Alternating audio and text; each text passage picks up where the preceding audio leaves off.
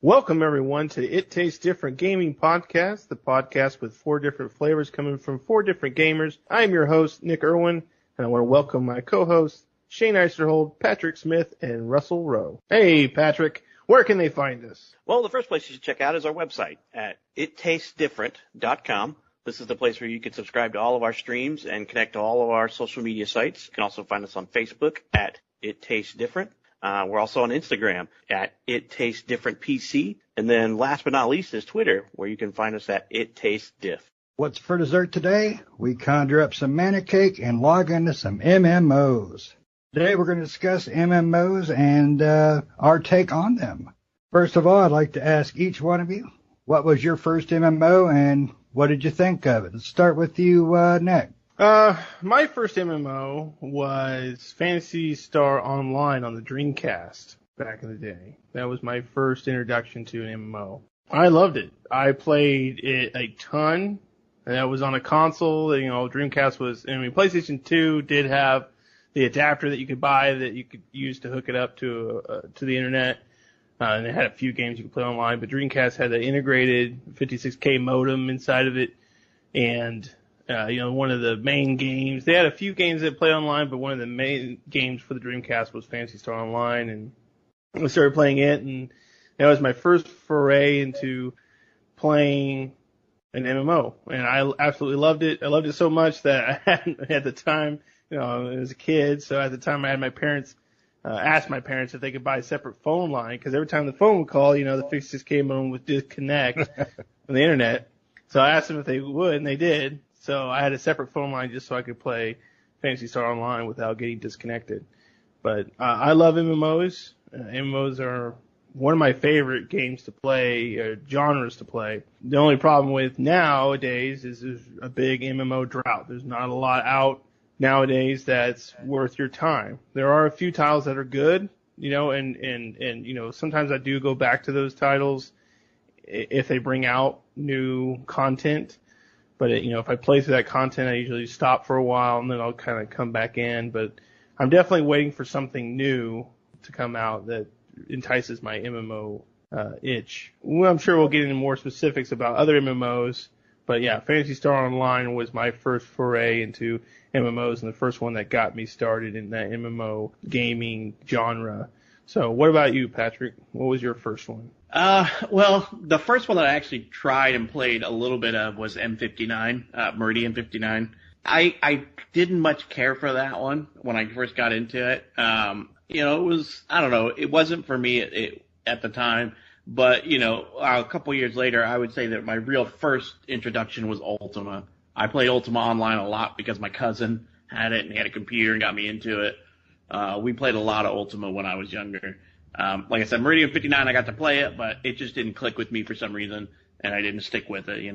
Meridian 59 was, that one was probably 2 years, I think, before Ultima Online came out that I played that one. Ultima Online was like medieval fantasy style, but it was kind of cool because you could own a house and you could put furniture in it, you could put stuff in it. It was like an all around, what I would consider an MMO should be still to this day, because I think it's still running too. I haven't looked into it recently, but I think that one is actually still running to this day. Ultima is, and I think they actually coined the term MMORPG long before any of the other ones who came before them. So that was probably my foray into them. So old 2D style MMO and like I said, I believe it's still running to this day. So played a lot. I played a lot of MMOs over the years, and I probably wasted way more money than I want to even admit in the MMOs. So, Russ, what about you? What do you remember as your first MMO that you played and got into? Well, the first one that I ever tried was good old Everquest. Everquest was my very first attempt at an MMO at that time in my gaming. As we have said, we have 4 different flavors here, and my flavor is that during a period of time there in my life, I didn't play many games. Y'all knew I was in the Air Force, and it was kind of right around the time that MMOs started to blossom. And so I was a little late. I tried Everquest around 2000. It was okay. It didn't really, it was all right. I wasn't quite into MMOs like we had, like I am now. But before I tried that, and I was like, oh, this is okay. It's not bad. There was a lot of good functionality to it. It was really cool to see people around and play. I mean, that's kind of what kind of got me going on it. But everybody knows really what my true in-depth MMO was, and that was Star Wars Galaxies. That was my first real game, and we'll talk about a lot of that more later, I'm sure, because you guys know I can't shut up about the things. So, but in this case, EverQuest was my first attempt at an MMO. Well, awesome. About Now, you, Shane? I, on the other hand, have never been deep into MMOs. The first one I tried was Phantasy Star for the Dreamcast. That was my first online game as well. I had my own little place at the time, and I was like, you know what? I'm going to get me some internet and try this whole thing out. So I did that one and Madden. But far as Phantasy Star goes, apparently I was getting robbed because my internet was terrible, and I hated it. So it only lasted for like a month. But the next time I tried it, I want to say it was the first Final Fantasy that went online for PS2, PS3. No, it was PS2. But I just couldn't get into it. I didn't know nobody, and I didn't really have anybody teaching me how to play these dang things, because apparently everybody has been playing it for a decade. So I was never big into it. Plus, they take up so much time. It's really hard for me to devote that much time into one game, especially when you have to pay a monthly fee. So on this, I'd like to just pick your brains more than anything, because I'd like to know, like, Patrick, what made you enjoy the MMO? What was it about the MMOs that drawed you in so hard? I think we discovered Shane's problem already. Shane has no friends. That's not true. They're just quiet. No, I think Shane has just nailed it on the head anyway. And most people are going to tell you, and I would think that's what most people are going to tell you. The reason I played a lot of MMOs is because friends. I mean, there was nothing like hopping on to some MMOs with your friends. I mean, I played a lot of MMOs because of friends. Ultima Online was because my cousin was like, yeah, try this game out. We can play together and stuff like that. So that's why I played a lot of that, was because friends or family played. I got to hang out with a big group of friends who were playing Dark Age, Dark Age Camelot. And so, I got to play with a bunch of those guys, and we were playing Dark Ages, and then Dark Ages of Camelot and all that kind of stuff is, together as friends. We'd move from one MMO to the other. So I think friends is what drove me to more than anything, because when I tend to play MMOs by myself, they tend to die very quick just because you get bored. There's not a whole lot of differences in MMOs. Most MMOs fall into just a few different standards. You got your Western style MMO, you've got your Korean style MMO, you just got these different styles, and they all have the same thing. Korean style MMOs are known for grind fests, and just flashy moves and all that kind of stuff. And Western MMOs are really like RPG heavy with, it's just with like the holy trinity of classes. You got your tank, your healer, and your damage dealers type stuff. So friends, I would say friends is the reason why I got into MMOs, and the reason I played the most of my MMOs. And I will tell you, they're the reason I spent the most on MMOs, because my friends are all jerks and they can't stay on the same server in a game, so I need to transfer around or something like that, or we have to pay $60 for a new game and then pay $15 a month to play it. Russ, what about you? What was your reasoning for getting into them and sticking with them type thing? I mean, Friends is the obvious one. I mean, that goes without saying. But to kind of go in more depth with it is that it gives you a sense of like accomplishment when you do play an MMO. You normally start, and like you were saying, it's a basic concept. You start off inept. You start off as a peon out in the woods. You're, half naked. You don't know what to do. You grab a twig and you go beat up some pigs. I mean, that's pretty much what you do. And as you progress, you become stronger and you become more powerful. And it's just that sense of accomplishment through gaining skills and traits and stuff like that really were fantastic. A couple of them we played, they had good stories. They had stories that felt almost like you were in your own movie. If you got really into it, that you could really lose yourself. I mean, luckily we all had day jobs, but definitely we did definitely put a lot of hours into those things. But along with friends, for sure, I would say the skill base, the building yourself up from nothing type of feeling that you get while you play the game is what drew me to those games. And Nick, what about you? The leveling up and building your character part is really what did it for me. I didn't have a lot of friends that played MMOs, so a lot of my friends really didn't dabble into MMOs, so I really played a lot of them by myself. I did have a couple, or mainly one friend that did play MMOs, but he was kind of picky about what MMOs he would play, and I would play just about any MMO out there, because I just wanted to try the different ones and see how they were different from each other. So for me, it was really it's just leveling up and going from, a novice to a professional, and then you can join different clans and stuff, but, it's really about having friends in the game. And, when you're playing by yourself or playing with a bunch of randoms, that's not something that I typically enjoy. So I usually stay by myself in most of those games, just kind of grinding by myself and doing dungeons, by myself, not necessarily by myself, but, with, matchmaking. Some pugs, some pickup groups. Yeah, pickup groups and just doing it by myself. I do enjoy playing with friends though. That's the best part of MMOs.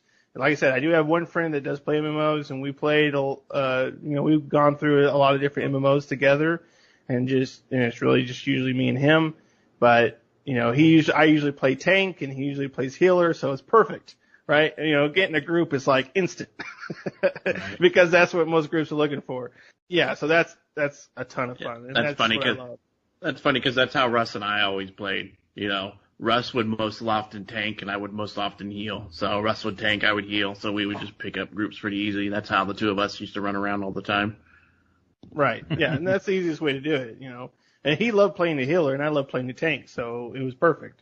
I was like, all right, great. Now we just got to get some DPS, and there's like a million of those. So right. Oh yeah, I can understand that because I one of the games that you like a lot is the Final Fantasy 14, and that game is for people who are masochists, I will say, because to get from the original Final Fantasy 14, the Realm Reborn content to even the next expansion, you have to go through all the Umbral quests. And me and Nick have been trying to play together since I picked that game back up, but I just can't get through all the Umbral era quests. And Nick has played it, and he's like multiple characters in, or multiple classes in, and I'm just like, I can't get past all those Umbral quests. And he's like, you just gotta keep doing it so we can play together. And I don't think we've ever gotten to play together because of the stupid Umbral quests in Final Fantasy 14. Yeah, online. There's a ton of them. And yeah, I'm already got played through all the expansions and everything, so I'm all the way out there. Like, once he gets through the main quest and gets into Haven's Ward, which is a really great expansion, we can start doing stuff together. Right now, he's just going through story quests, which a lot of the story quests in Final Fantasy 14 are by yourself, or there are some matchmaking kind of quests in there, but which you can do with friends. But they're just, for me, they're just so low level, and they're not that hard to get through.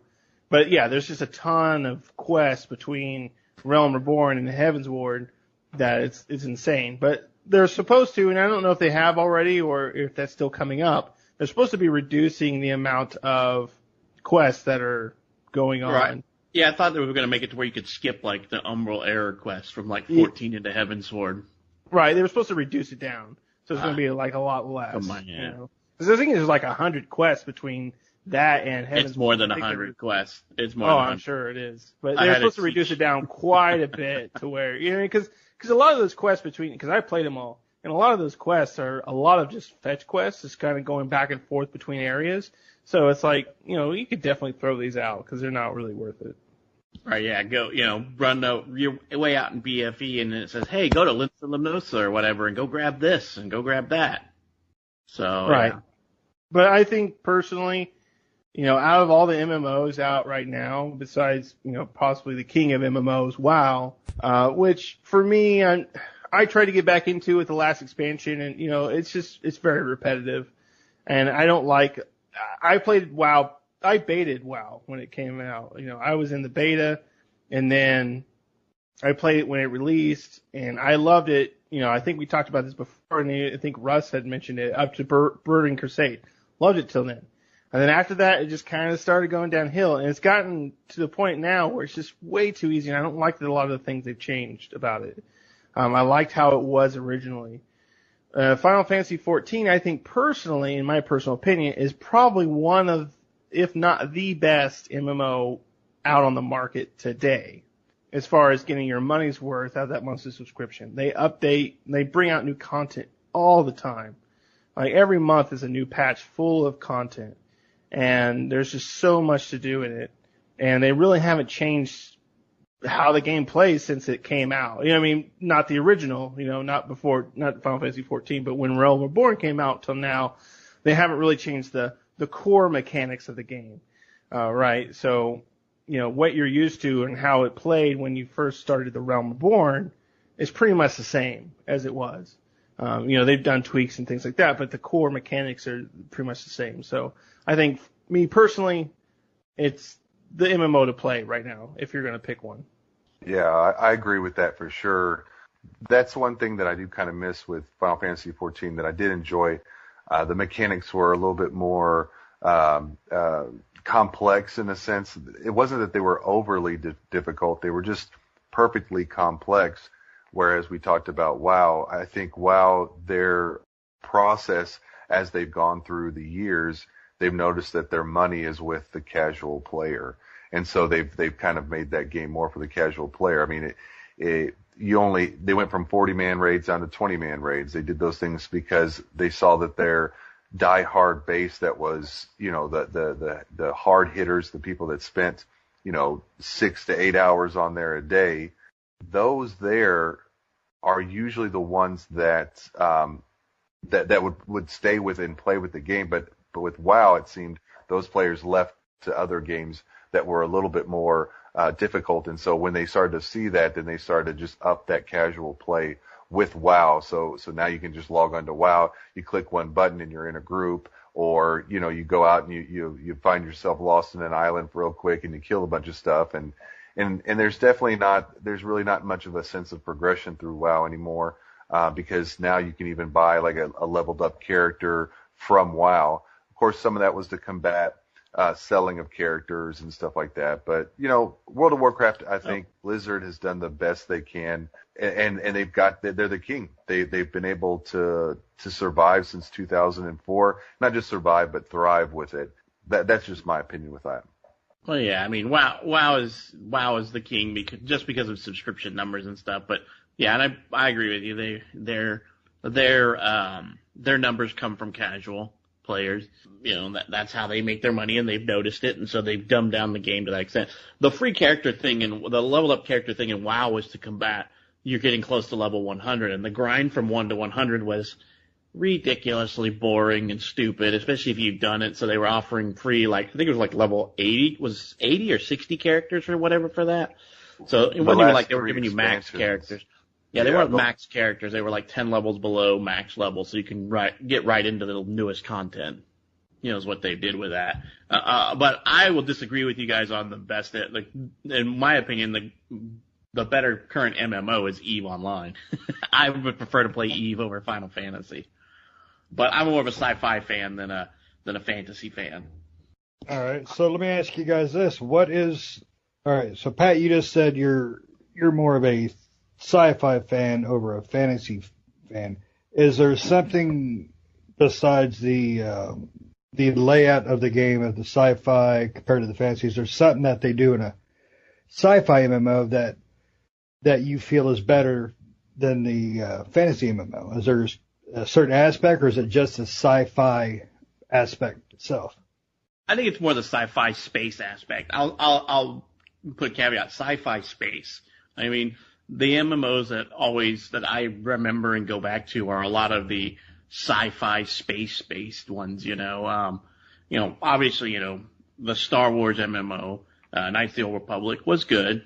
Not the best, but good. But one of the games that I remember playing back in the day that was sci-fi space-based that is no longer in existence is Earth and Beyond. I don't know if you guys played that one, where your character was actually the ship.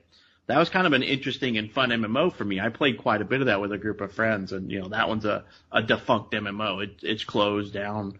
It's closed down for quite a while now. But I I find myself gravitating more towards if I'm going to pick over, if I'm going to pick what I want to play over where my friends go, I pick sci-fi. And I like Eve. Eve is hard. Eve is massive. And it's unforgiving once you get past the newbie, once you get into like nullsec and stuff like that. So I like that type of stuff, but Eve just takes too much time. So I don't get into MMOs as very often anymore because I just don't have the time to sink into those. Because they're basically life killers, what MMOs are for me. If I get in there, I get sucked in, and next thing you know, it's 6:00 in the morning and I'm supposed to be getting ready for work. I didn't sleep the night before. So, I don't play a lot of them anymore, but Eve is one that's still active, that's sci-fi, that I occasionally go back to. They'll send me hey, come back for free for 14 days, or here's a month off, sign back up for a month for half price or something. And I'll load it back in, pull in my character, play a little bit, and I'll be like, oh yeah, this was great. And then I'll get into the point to where I'm starting to struggle again, and I don't have enough time to I don't have enough time to put into the game to get past the struggle. So for me, sci-fi over fantasy all the way, as far as like MMOs go. So, yeah, that's where I stick. Yeah, I agree. I like sci-fi as well over fantasy. So don't get me wrong about that. There's not a lot of sci-fi MMOs that are good. And there's not a lot of sci-fi MMOs that are out there, right? EVE Online is definitely one of them, and I think EVE Online is a great game. But like you said, it is hard to get into. It's not for the casual player. It really isn't. It's for, because you can't play that game casually. I've gotten into EVE, and I've played EVE quite a bit, and I love EVE. I think it's a great MMO. It's just, unless you have the time to dedicate to EVE Online, it's not going to be worth your monthly cost for it. I think Final Fantasy is more, I guess in Final Fantasy, what I was saying, it's the best MMO to get into is because regardless if you're casual or hardcore, you can play Final Fantasy 14, right? Even if you play casually, you can still progress and get somewhere. And if you play hardcore, of course, you're going to get there. Whereas EVE Online, I feel like is more for the hardcore aspect of it, and where you have to be more hardcore and really into that society. I've tried to play EVE Online. I love it, and I really do. But yeah, it gets difficult. It gets difficult and it gets hard, especially when you get past the newbie areas and you start getting out there, and it's everyone for themselves, and it's just like it's a really complex MMO, but it's a great MMO. And I feel like for me, when playing EVE now, I feel like I'm too noob for that community, right?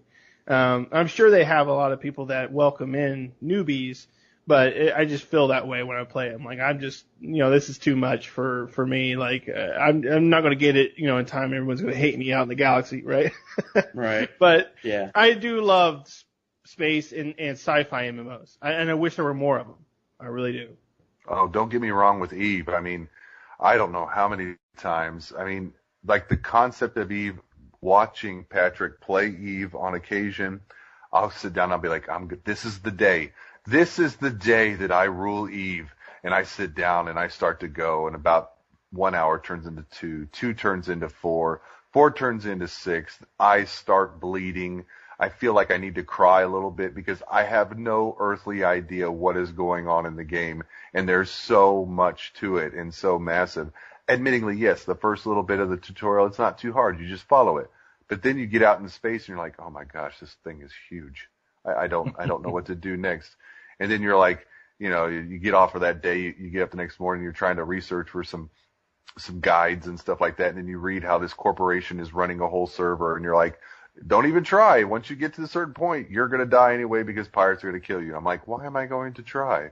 So I definitely, maybe it's like kind of like because it rubs off on me a little bit because how much Patrick likes it. It is obviously the best space simulator, space game out there. But gosh, it would sure be nice if we could find some type of balance within that and find a game that we could play that's, kind of like Jump to Lightspeed was for Star Wars, kind of like that a little bit maybe, but a little bit more entailed than that was. But in any case, I love Eve, but it's a game that I definitely won't pick up again, unfortunately. Yeah, and I think that's where Earth and Beyond was. I don't know if you guys played that one, but it was kind of a mix between that. It felt like to me if they took a cross between Eve and Star Wars or Star Trek Online without the ground combat, just the space stuff, and then maybe throw in some of the jump to light speed stuff. That's how that game felt to me. Earth and Beyond felt like that to me. Did you guys play Earth and Beyond? I was this close to playing Earth Beyond. I was just about to buy it, to play it, and then I read online, like a month later, the servers were going to go offline for good. And I was like, oh. Because I had researched it and looked into it, and I was like, this game looks awesome. Like, I like everything that's going on in this. I'm like, I want to get it. And then, yeah, I read, like, you know, on MMORPG or some site at the time that Earth and Beyond was going to be shut down. And it was like a month after I was deciding that I was going to get into it. And I was like, oh, come on, seriously? And the same thing happened with, what was that one? Rasa? Oh, man, I'll have to look it up. Tabula Rasa? Tabula Rasa. Yeah, I was just about to get into that one. And, cause that one looked cool. Yeah. And I was like, oh yeah. And I was like, and as soon as I got there, you know, almost got there to purchase it and start getting into it, I read that it was going offline. Yeah. Earth and Beyond lasted just a hair over 2 years. And when I mean just a hair, like I mean days, over 2 years. I think it started in like September and then died 2 years later in September. But I liked it. I played quite a bit with my friends back then, and Tabula Rasa was the same way. And that game lasted like around 3 years or something. So that game, you know, a lot of those don't last, and maybe it's just because people don't have the same taste that I do. But, you know, those were also pay-to-play games, and a lot of my MMO friends were big fans of the free-to-play model. That just, a lot of them, in my opinion, they played them because that's all they could afford, you know. Free-to-play games, let's not get on that. But yeah, well, you know, Earth and Beyond's fault was because EA. I mean, you know, it was just part of EA, so it was bound to fail. Right. Well, I enjoyed it. I enjoyed EA the crap out of it. Yeah, I mean, it was billed as a massive game. I try to remember. I think it was like level cap was like 150, and if you were a casual player, it would take you longer than a year to get to the end of that content to reach that level. Yeah. And hardcore players, it would still take months. Yeah, I remember just reading about Earth Beyond, and I was like, oh man, this is my game right here. This sounds cool. And it was also made by Westwood Studios, which I love, which makes Command & Conquer. So it's like, this is right up my alley. I love this studio. They're making an MMO, you know, but yeah, it just, as soon as I, you know, got around to finally getting into it, it shut down. So. Yeah, it didn't last long. A couple of years, I think, is all it was up for. But like I said, it was, you know, I think it made it to 2 years. It was either just over 2 years or just under. I can't remember. I remember when I heard that it was going down, I'm like, did it make it 2 years? It did make it 2 years. Yeah. Okay.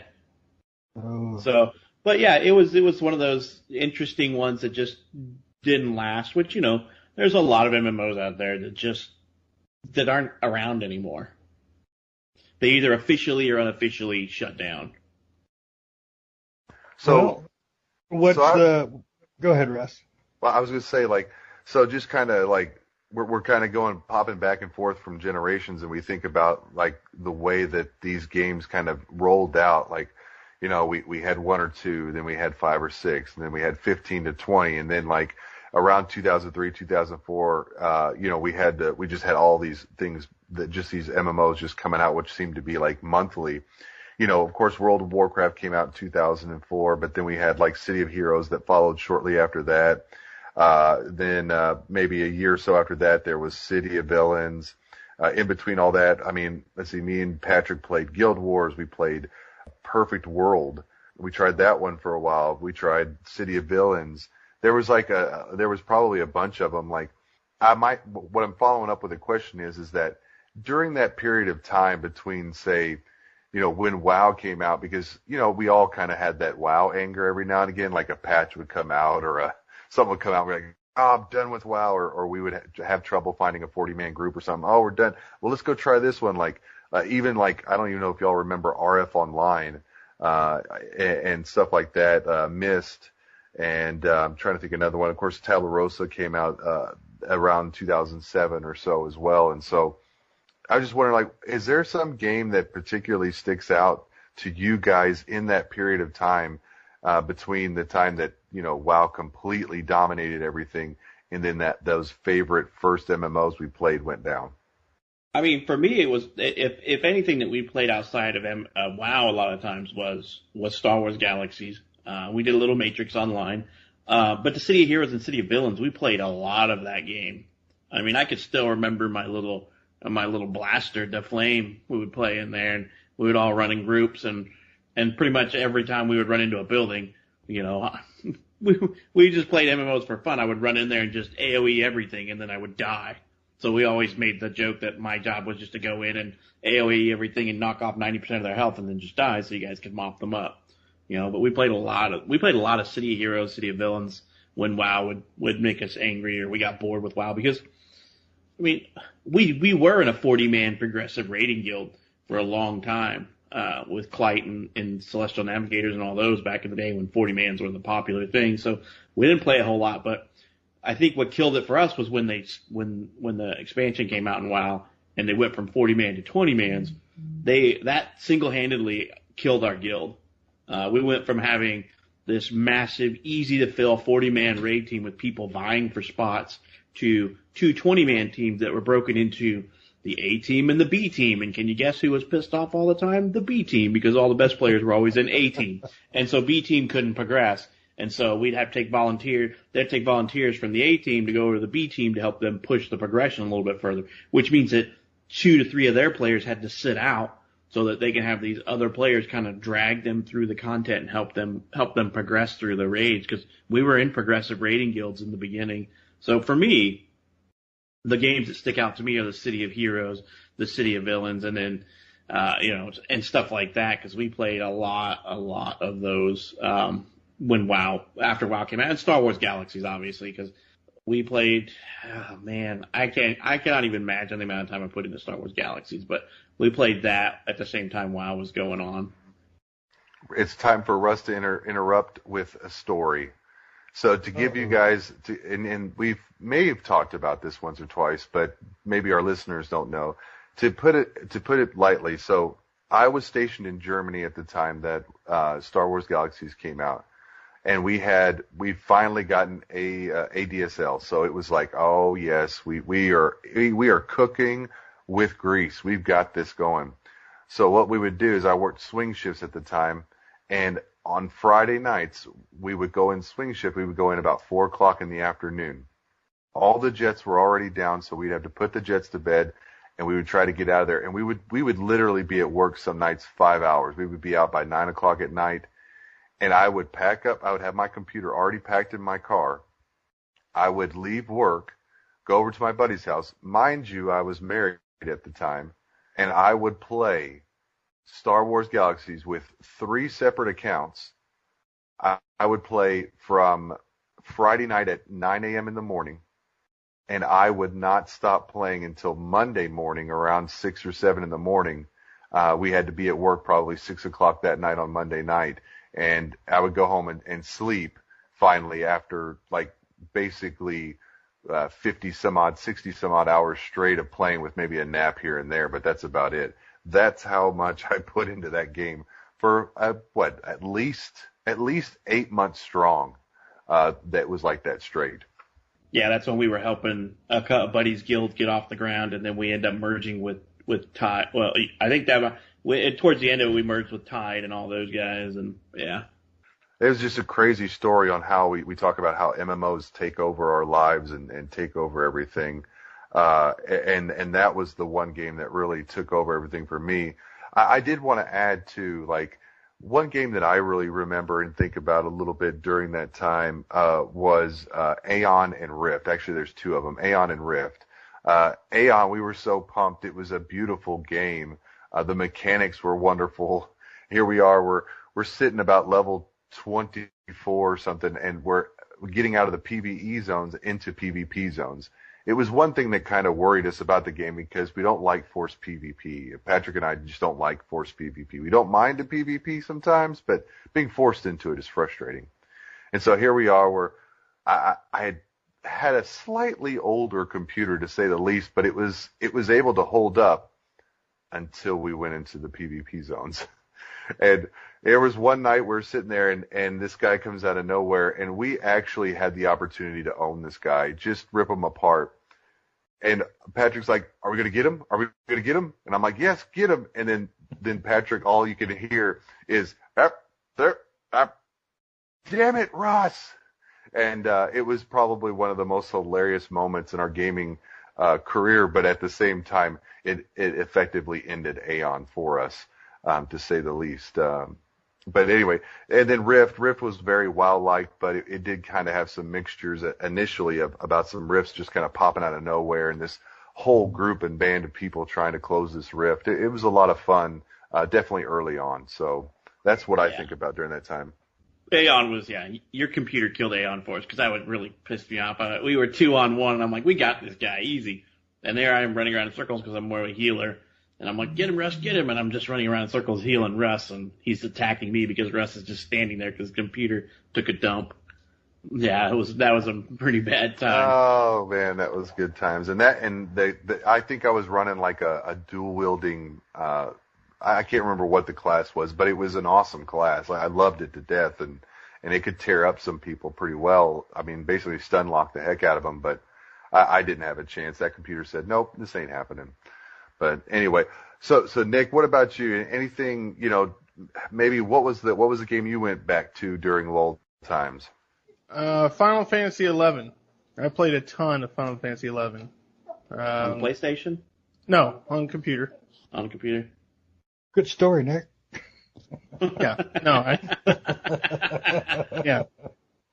No, I played a lot of Final Fantasy 11 on computer. Well, that was interesting. Yeah, because I didn't know if you played it on the computer, because that's the one that came out on like everything, right? It was on like PlayStation and Xbox and PC. Yep. I mean, that was the one that came out on everything. Yeah, it had no favorite home. PC ran best though, because I tried it on the PlayStation, loathed it, but that was just because I had really crap internet at the time. But my problem with the MMOs is the addiction of them. I hear a lot of people, oh man, I put 80 hours a week into this thing. I met my wife there. I met my best friend there. I built 5 houses and had 17 kids, put them through college, all in WoW. I don't need that kind of addiction in my life. I will tell you.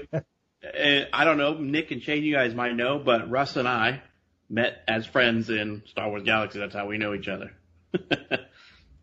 We played WoW together, but that was just very little when WoW came out. I think we played just a little bit together, but we mostly played together a lot in Star Wars. Yeah, initially within that kind of transition period, like I didn't want to give up on Star Wars Galaxies and then WoW came out, and everybody's like, "Oh, WoW is going to be the next big thing." And me and my buddy, his gamer tag is Velnius. His real name's Chris. We were like, "We're going to make Star Wars work. We're going to do this, and we're not listening about WoW." And then finally, kind of things started happening in WoW in Star Wars Galaxies. We're like, "Well, let's give WoW a try." But we were kind of late to the party on WoW. But it wasn't till probably. It probably wasn't until we really started. I got back into WoW. Once I got back into WoW, we started getting going, and then we started seeing the raids. That's when I was reaching out to you and saying, "Hey, man, we're about to join this guild. Do you want to try to give this a run?" And you were like, "Yeah, man." Star Wars Galaxies is where we had a great time at. WoW is where we just became closer and friends, and that game definitely did expand our friendship. I mean, it's hilarious to think about it because. So guys, in a 40-man raid, we used Ventrilo, and we would be sitting there, and this is no slight on people raising children, because I raised children while I was gaming, but I never kept my mic unmuted if I needed to do something with my child. And I remember this raid, this is just a funny story, this raid where this lady's like, she screams, she's like, "I have to go AFK," and we're like, what is going on? And of course, it was another hunter, and so we really didn't really care anyway. I mean, we could have done it with like 36 of us because that's how good most of us were within that. And she's like, my kid wiped poop all over the TV. Of course, that's not the word she used. And we're just like, and you would never think it, but 40 people got so quiet. I think everybody was muting their mics so they could die laughing. Yeah, exactly. Like I said, we played a lot of Star Wars Galaxies together, and then I left Star Wars Galaxies because I got kind of bored with it and moved on to WoW. Because the group of friends that we were playing a lot of Star Wars Galaxies with, Manga and Jim and his kids and stuff like that, they all went to WoW. We kind of went with them when the Star Wars Galaxies guild was kind of collapsing. We all built up and had four rebel bases in our town, and we kept getting raided by the Imperials, and it just got to the point to where somebody had to be on 24/7. It was just too much. We were getting raided too often, and so basically the town pretty much kind of started dissolving, and we went to play.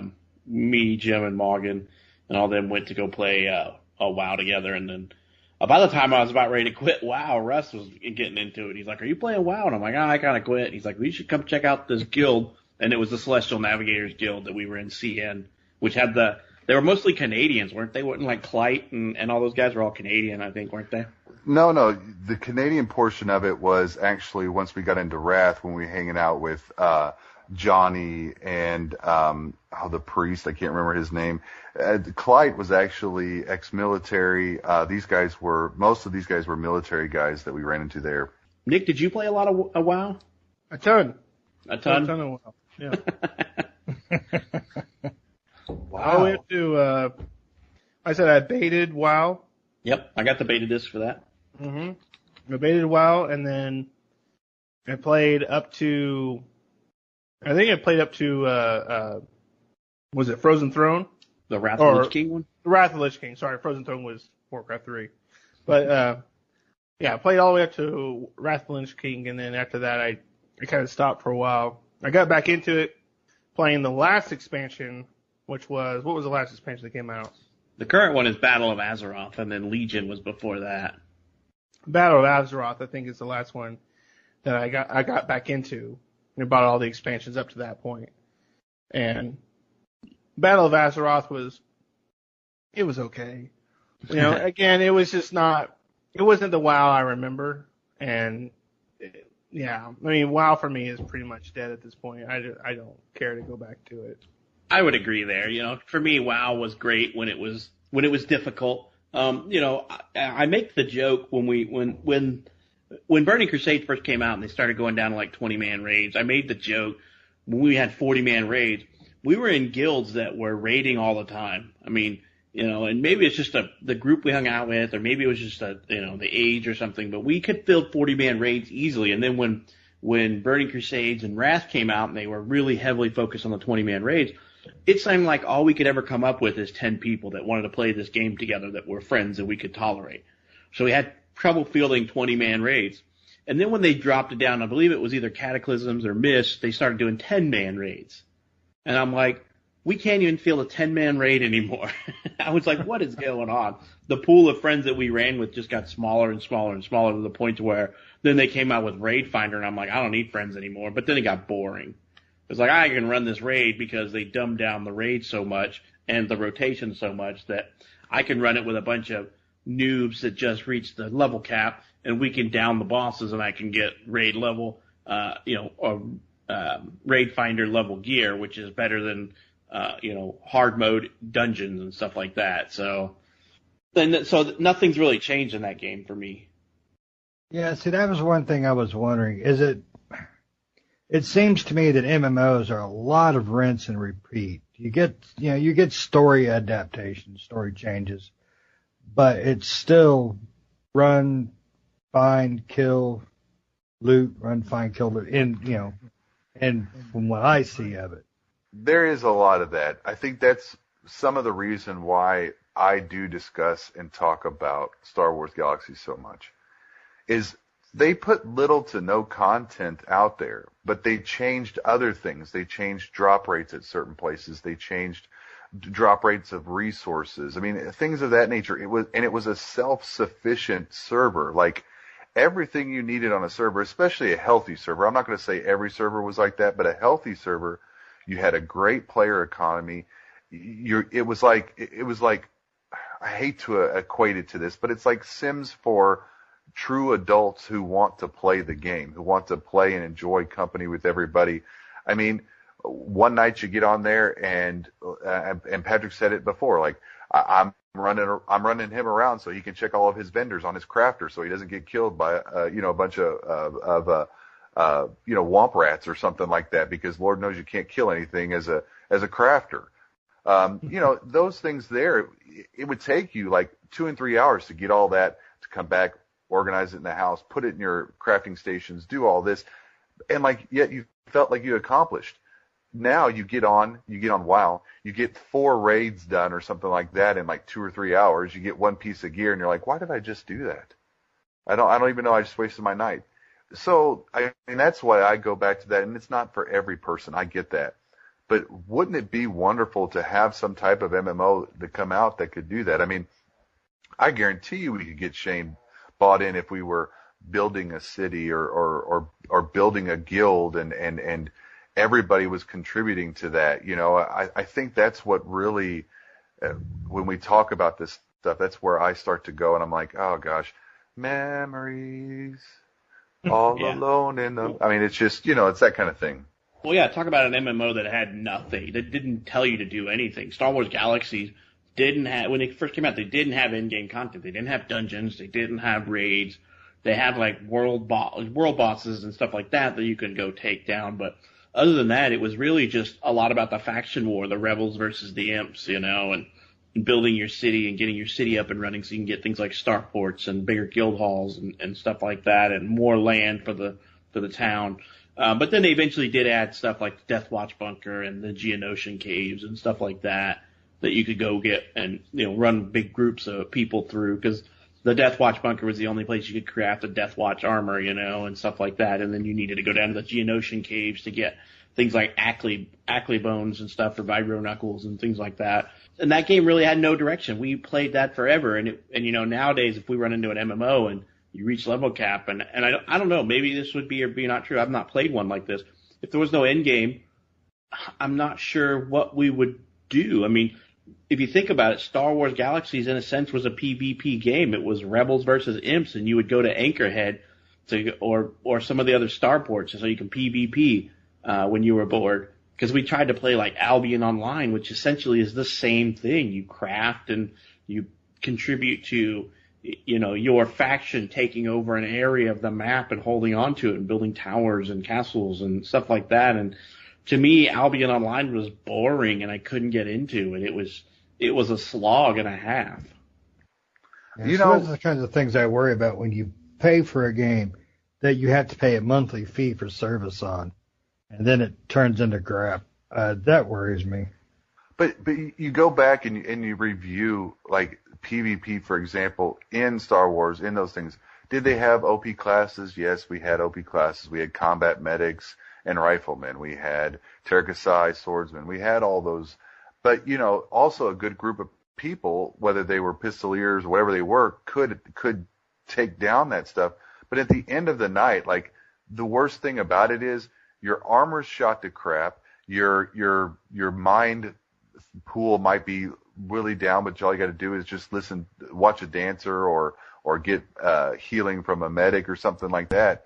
There's no point scores. I mean, there was some point scores within the guilds and stuff like that, but it wasn't like, okay, well, now I've got to go back and grind arenas just to get my arena score back up to something decent so that I get some decent gear that improves me within the PvP. No, everybody had the same opportunity to have the same gear. Whoever made the best gears is kind of who won versus, you can grind it out and get this. I mean, I could get on a soapbox for this for like 2 hours straight, so I'm trying to hold myself back. I think that's the differences, though. I think that's truly what the difference is in the game.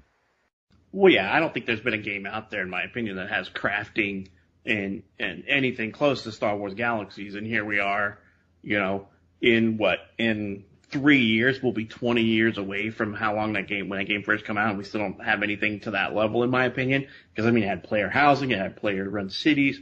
The entire economy was player-run economy. You can go out and plop down harvesters, you can have vendors, you could have shopkeepers that you could program to greet people in certain ways and stuff like that.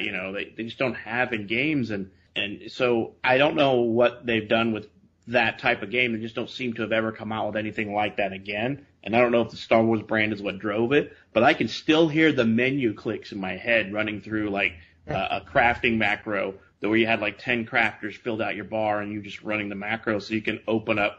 I can still hear that clink noise as they would open up, and it would automatically start filling in all the resources so you can burn through the class real quick. I played so much Star Wars Galaxies, I can still hear the load-in music in my head. All right, let me ask you this. What is it, you enjoyed those things so much, why didn't that game continue on like WoW? NGE? Oh, don't get us started on that. We have ranted on plenty of game nights about that. The game literally changed overnight. They didn't tell their player base. They are bad people. SOE. Seriously, it was the worst thing they could have ever done to their player base. That game they could have dropped it down to 1 or 2 servers and continued to just sit there and let it make money, put a patch out, change some stuff, they did two expansions or 3. They had Wookiees, they had, my brain is just completely dumb, they had Jump to Lightspeed, they had the Kashyyyk stuff, and then I don't remember if the Night Sisters was I don't think that was a expansion, but they had the greatest story. This is what me and Patrick always state.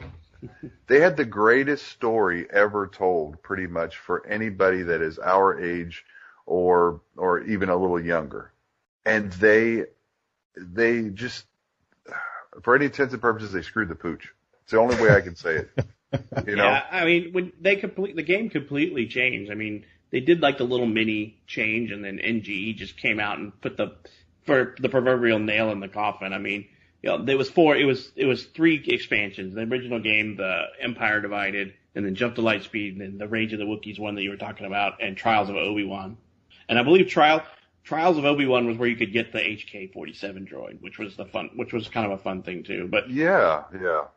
But NGE actually came out right after that expansion came out. So we didn't barely get into it. Then they dropped NGE on us, and we're like, yep, this game's. I know I did. I don't think Russ did, but literally when I woke up when NGE was out and realized that I got hosed on my Jedi, I was done. I quit immediately. I was so mad. I kept playing a little bit longer. I was like, because we still had the classes at that rate, but they changed the combat style. It's hard to describe to you guys. They completely changed the combat style. It was a queue-based system, and you could have like 3 or 4 queues going on at once, and you could set macros for things and they got rid of all that.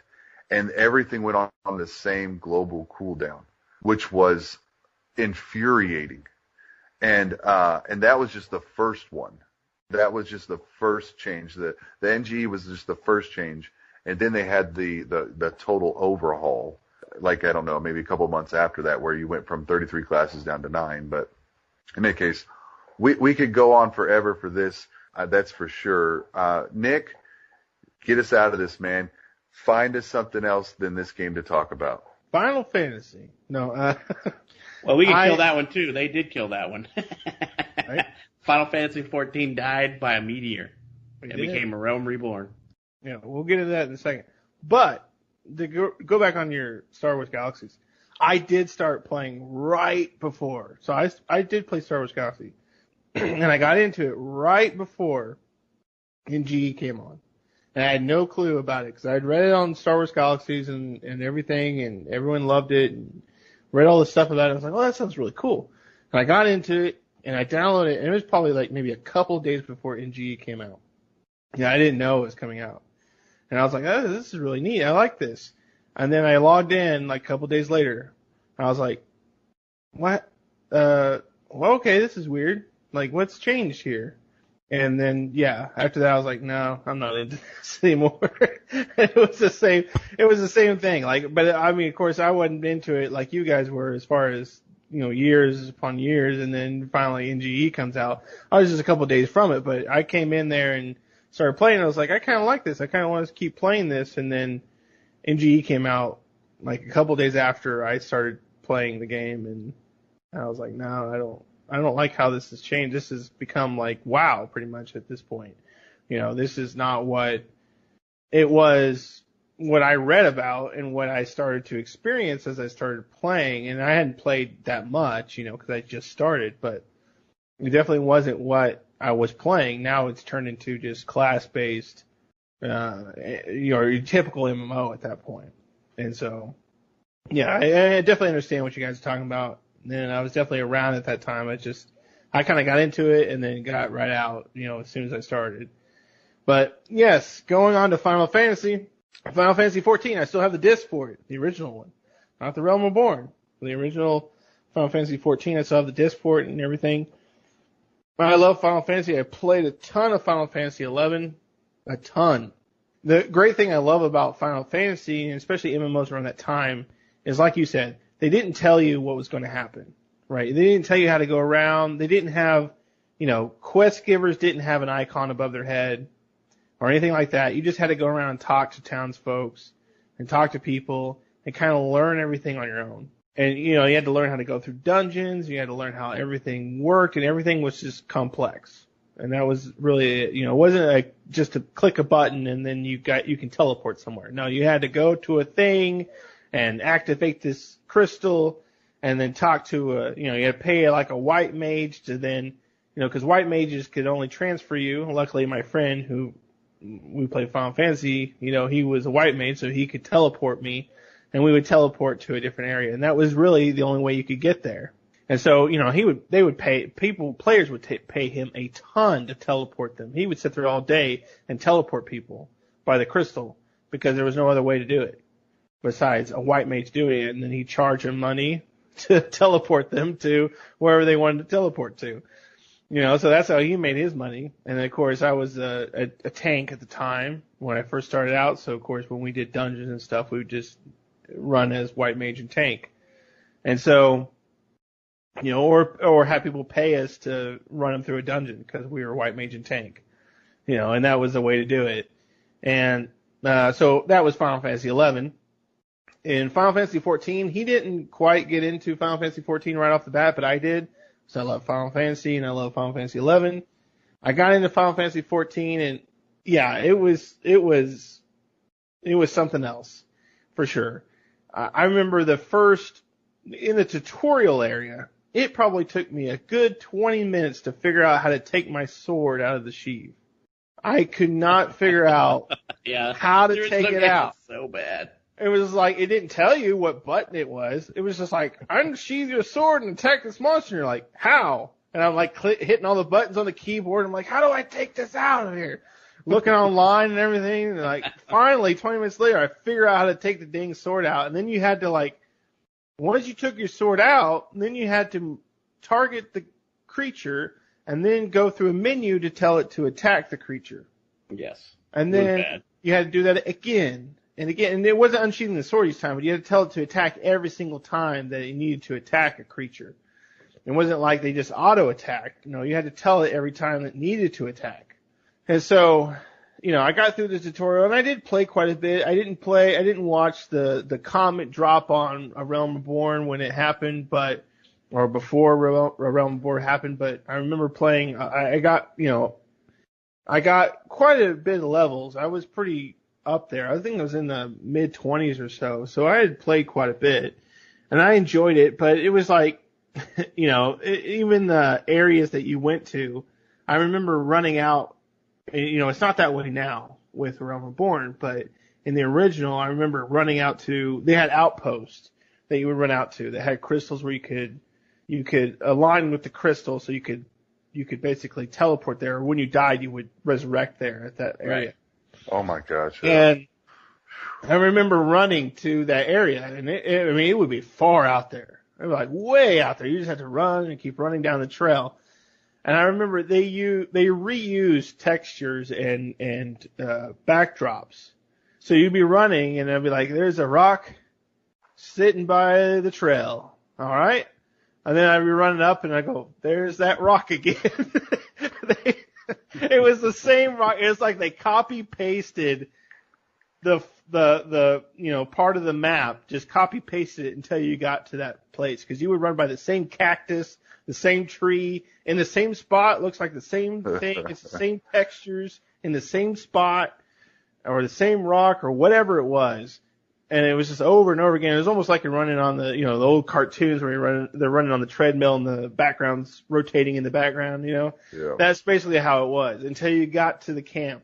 And then you get to the camp, and then it'd be like, go out and kill whatever, and you go out there, and I think we talked about it before, but yeah, you would go out there, and it had one of those old school MMO tropes that at that time they'd gotten away from, which was mobs that would, one per person type thing. So someone would kill it, and then you had to stand around and wait for it to respawn, so then you could kill it.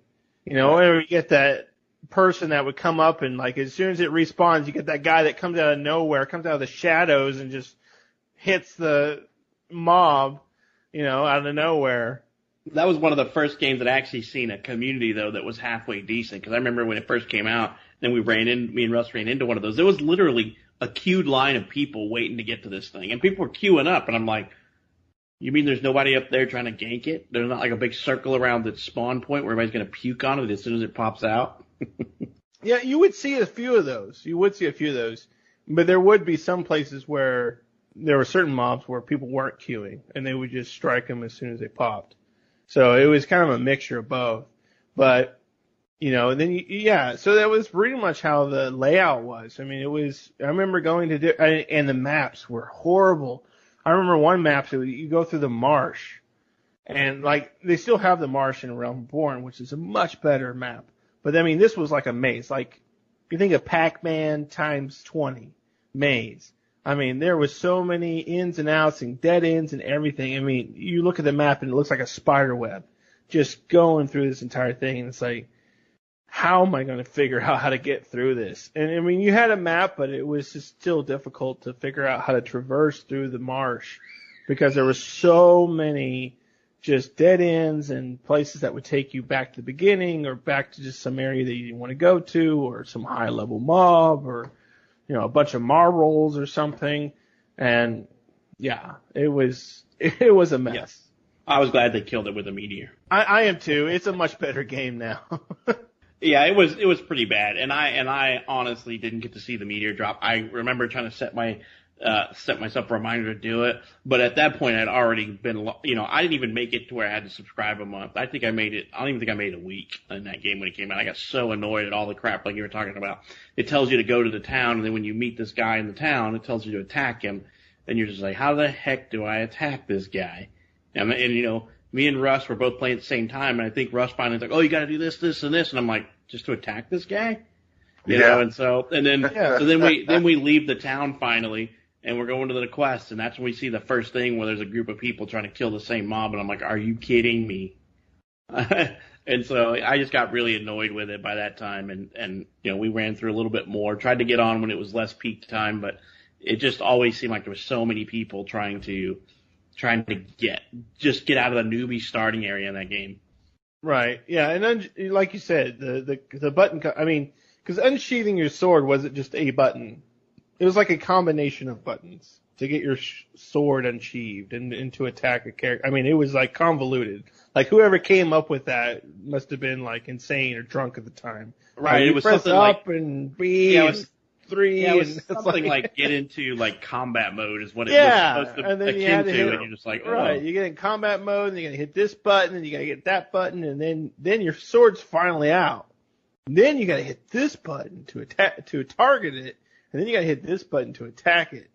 And it was like, oh my goodness. So it was just, and then the menus in that game. There was a menu for a menu. Right. And when they killed it, I was glad. I was happy to hear they were, that they were going to reopen it as, the new studio, because the new studio bought them out, right? Or I can't remember the whole story behind it, but I remember that basically what it was going to happen was the game was getting, their parent company or whatever was mad at the game, and they were going to fix it, is what I had heard. And then so they were talking about a Realm Reborn. They killed it, and then they took time to just make it better.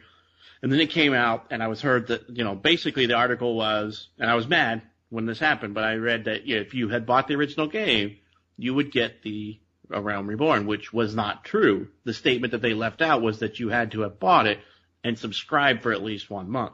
So I didn't subscribe. I bought the game for $60, played it, and never subscribed because I didn't want to pay $15 for something I couldn't play. So I bought a $60 game and I played less than a week and had to buy the Realm Reborn when it came back out. So I didn't play for a long time because I was extremely mad. And the Mog Station is the worst website and characters control thing I've ever seen. To this day, the Mog Station is still a huge turd.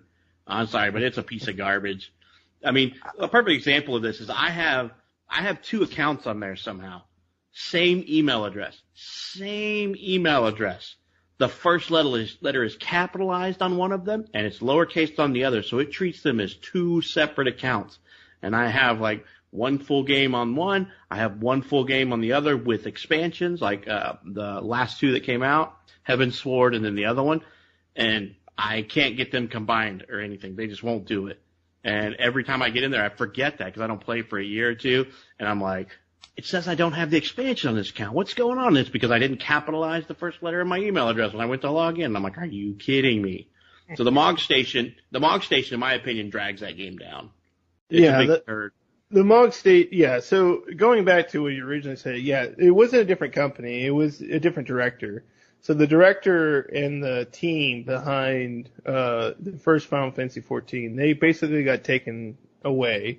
And then Yoshi P, who is the director of Final Fantasy XIV, along with his team, came in, and that's the one that's actually directing Final Fantasy XVI, came in and made the Realm Reborn. He was the one that actually went to, he was brought in originally to fix Final Fantasy XIV. And him and his team. So he was brought in originally to fix it, and they tried to, but Yoshi P was actually the one that went to the higher ups at Square Enix and said, listen, this game's a mess, and this is what I propose. I propose we destroy it. Kill it with fire. Kill it, basically. We bring it down for a little bit. On the back end, we're creating the game brand new, and then we bring it out. And they were kind of skeptic at first, and then they finally signed off on it and said, okay, sure, let's go for it. And, and in the end, it turned out, it's like the #1 MMO out there, right? Yeah, it was the right or at least up decision, there. for sure. Yeah, it was the right decision. So, he definitely righted the boat on that one. But yes, in terms of the Mog Station, if you think the Mog Station's bad, you should see the Final Fantasy XI play online. That was the Krista, wasn't it? Or the man, that was worse. The Mog Station's still horrible, but man, that was like, it was like you had to log into the Play Online and register your account, just like the Mog Station. But then you had to log into the Play Online launcher and log into your account, and then register that, and then connect it to your Play Online account on Square Enix, and then you could finally, potentially, probably play at that point. This one is like you just register your Mog Station, and then you can just launch the client and you're good. And you log in with the same thing. But no, the Play Online was just like you had to register both separately. Like there are 2 independent things that you had to set up and register. And yes, for the Mog Station, I also have 2 accounts. Yeah, I have 2 accounts as well. One of them has the beta. Yes. And then the other one has everything else. Yes.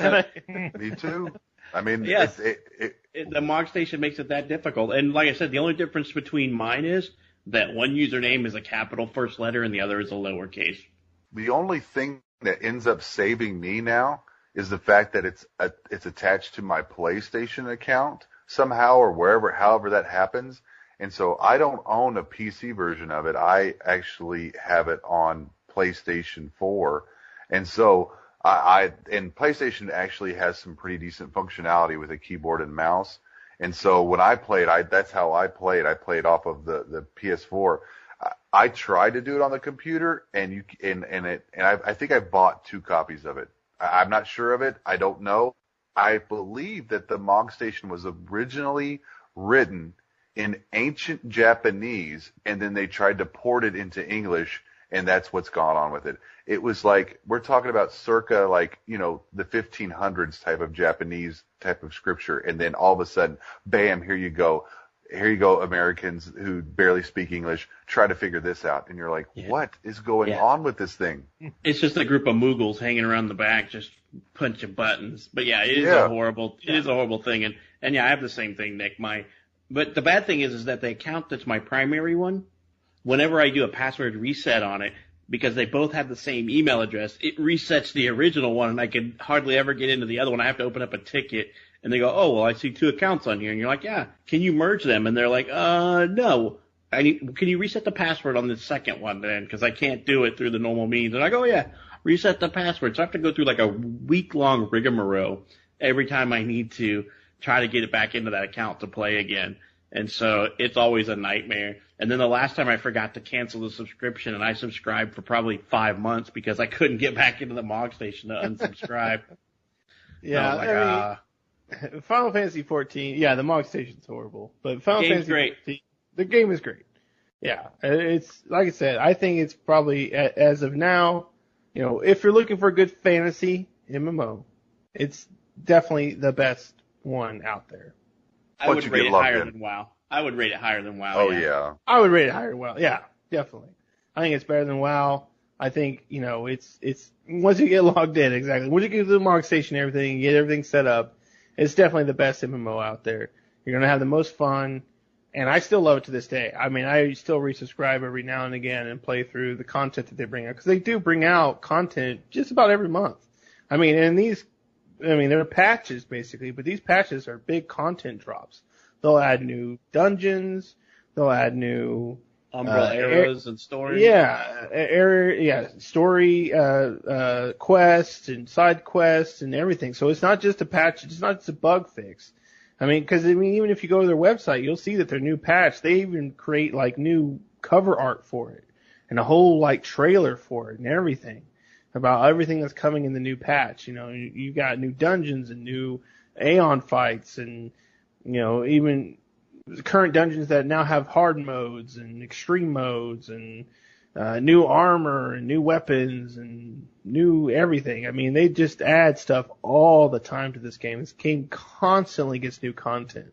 Yep. So, yeah, I mean, out of every MMO out nowadays, it's hard to beat that one. Right, yeah. Shane, did you play Final Fantasy 14? The old one or the Realm Reborn? I played a little bit of the Realm Reborn just because I had a free thing for it. But like I said, nobody was playing it. I have a hard time getting into a game I'll end up getting addicted to because there's so many games I still haven't played that I've got downloaded. Right. So it's hard for me to jump into an MMO. I mean, if that's something we wanted to do and jump in and play for a review, I would love to do that, but I don't know. There's no way we can do an MMO in 7 days, guys. Let's play this and give a review of it. Well, yeah, it doesn't even have to be, in 7 days, but I would love to try it sometime with, you guys, because you're my gaming group anyways. But we got almost enough to do hard mode runs in WoW. Shane just got to get a new computer. Oh my God! Get off my little computer. Just about anything can run WoW. Well, not with the new expansion. You can play it on my refrigerator. Well, not with the Shadowlands expansion, clearly. But yeah, I mean, Shane, you don't play a lot of them, but did you play? If you think of like, a lot of times the term MMO is thrown around pretty loosely because a lot of these, what I would consider games as a service games, they toss around like MMO. They'll say it's an MMO shooter or MMO light. Like Destiny sometimes gets thrown in there. The new one that we were just talking about the other day. And then I even heard a new term, MMOFPS they're calling Star Wars Squadron an MMOFPS. And I'm like, really? Oh, good Lord. Is that what you're calling that? And I'm like, no, that's not an MMO. It's a 16-player flight sim. Right. In my opinion, pre-order that one now. Is that coming out soon? Yeah, the Squadron. Yes, it is. It'll be October 2nd. Yeah, and we'll do a game review on that one because that one's pretty, that one's cheap. I think it's like $40 or something. Well, like that. I mean, if they bring in the EA Play around that time, that will be a part of it. Maybe. No, EA Play is in November, sometime late November. Oh, okay. So, and I don't think that's going to go to the EA Play. Right, I don't think so. EA is not It's as an generous EA as game. Microsoft is, but Yeah, they're not. But EA Play is not every EA game. Yeah, EA it's Play not. is more like games at gold Yeah. than it They is. do a lot of EA lets you play a lot of their old releases for free. Like they don't put any of their new sports games in there. You still have to buy those. They let you play last year's for free. Type But stuff. technically, Madden the sports 22. game you play this year is the same one from the last 20 years. Right. But they just that term is thrown around pretty loosely anymore. A lot of what they would say is MMO or MMO Light. I wouldn't even call them MMOs. So on that term, I was going to say, Shane, did you ever play the Star Wars Knights of the Old Republic one? Because that one you could play pretty much solo through the whole thing, and do chunks and sections at a time. Yeah, I did, but I don't think I played a whole lot of it. But I had no friends, so.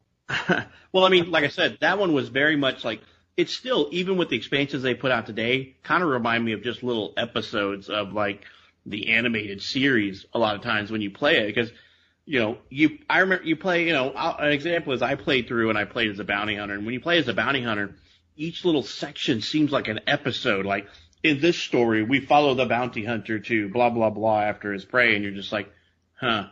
And then, you don't really do anything. And sometimes it says, hey, we're going to do we need to run this ship. And you're running this task force or whatever on the ship. And it's just a dungeon that you queue up for and it finds 4 other players who are in with you. Or if you have friends, you can queue up manually for the dungeon and stuff. That game there is one of the ones that you really don't have to have friends and you get a little Star Wars love out of it. And it's a good game. That game suffers from, if you don't pay to play, this game sucks. I mean, in all honesty, when it came out, it wasn't a free-to-play game, and the way they made it free-to-play game has to be like one of the dumbest ways they've done it. You basically can only queue up for so many PvP runs, you can only queue up for so many dungeons, you can only have one toolbar instead of all of them, which I don't get. And, it's just stupid stuff like hot bars behind a paywall. Yeah. That's when, you're really... And even I think even the bag limit was behind a paywall too, I believe. Yeah, there was lots of stuff that was behind a paywall. Yeah. Like you couldn't do certain things but once or twice a day because of the paywall and stuff like that.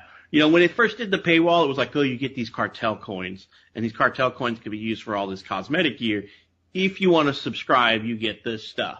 And there was just very few limitations what you couldn't do. And then it just seemed like the paywall got worse and worse and worse for that game to where if you're free, you can't do anything but look at the screen. Basically, it feels like all you can do is run around the station with a single hotbar and you're like, but I have 16 spells and only 12 spots, So that game killed that. If you don't subscribe to play that game, then it just hurts. But that game, in my opinion, was a huge single player game which just had some 5-player PvP or 5-player PvE moments where you group up together.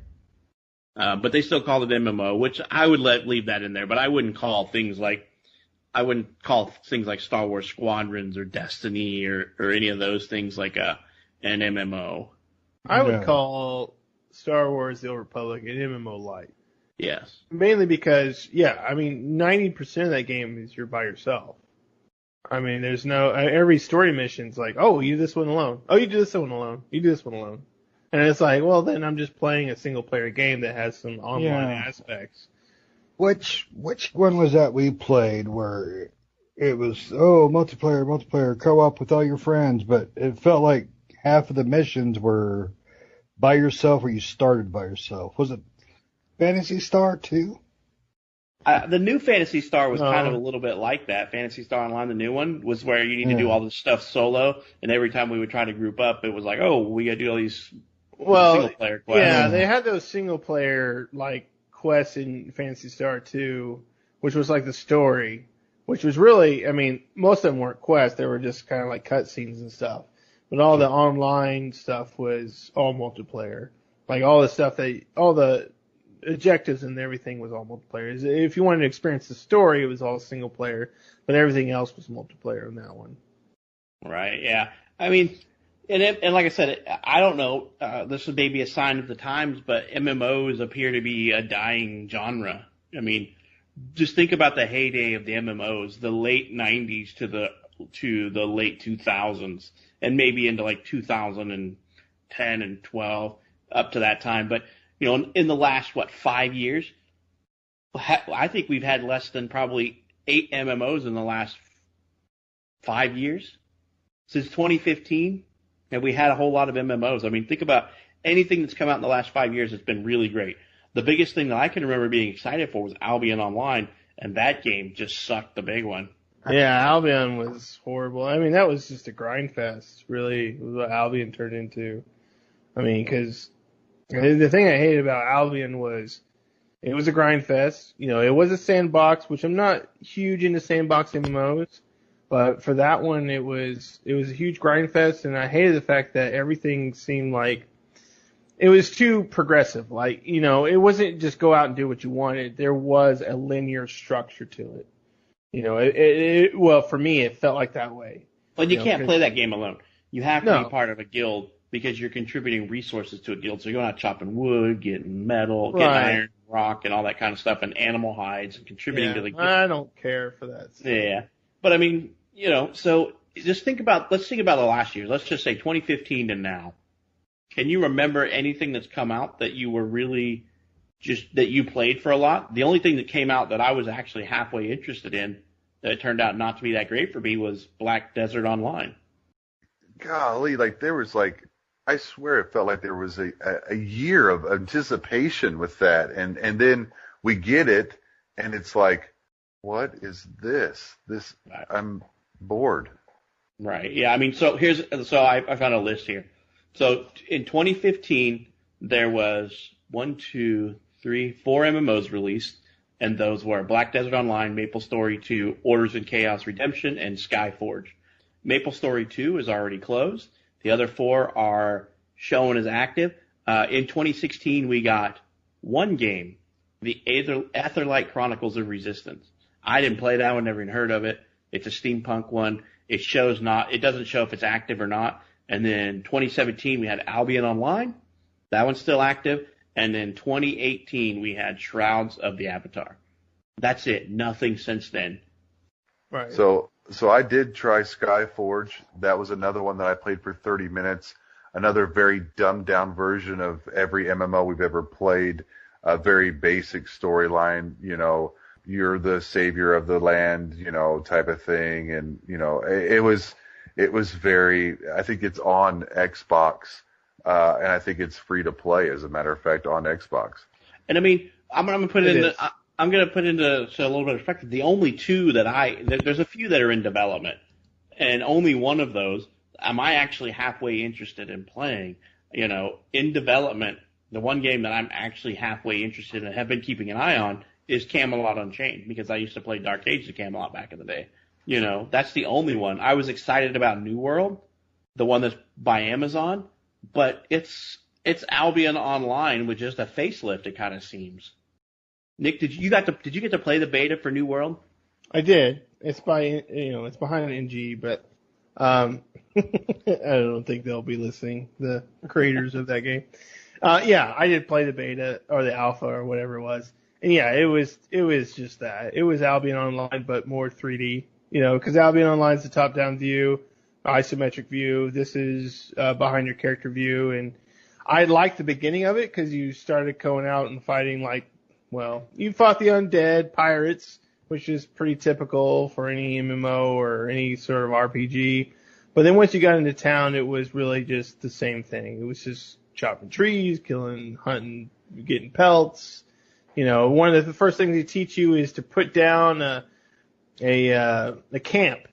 Well, when the camp you put down a campfire and a little pelt rug, right? Well, when you leave the town, there's 15,000 campfires and pelt rugs sitting out there in front of you, and you're like, and you're trying to find a spot for you to stick yours because that's part of the tutorial, right? And then when you go on, you just see, because those are your respawn points. So when you go on, you just see those everywhere.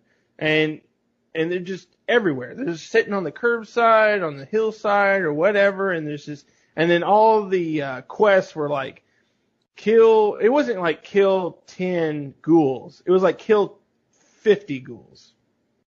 That was the thing. And it was like, you sit there and just grind and grind and grind and grind and grind to finish this quest. And then the next quest would be like, great, now kill 50 ghouls. It's like a longer S on there. They were the other ones. And it was like, oh my God, I don't want to do this again.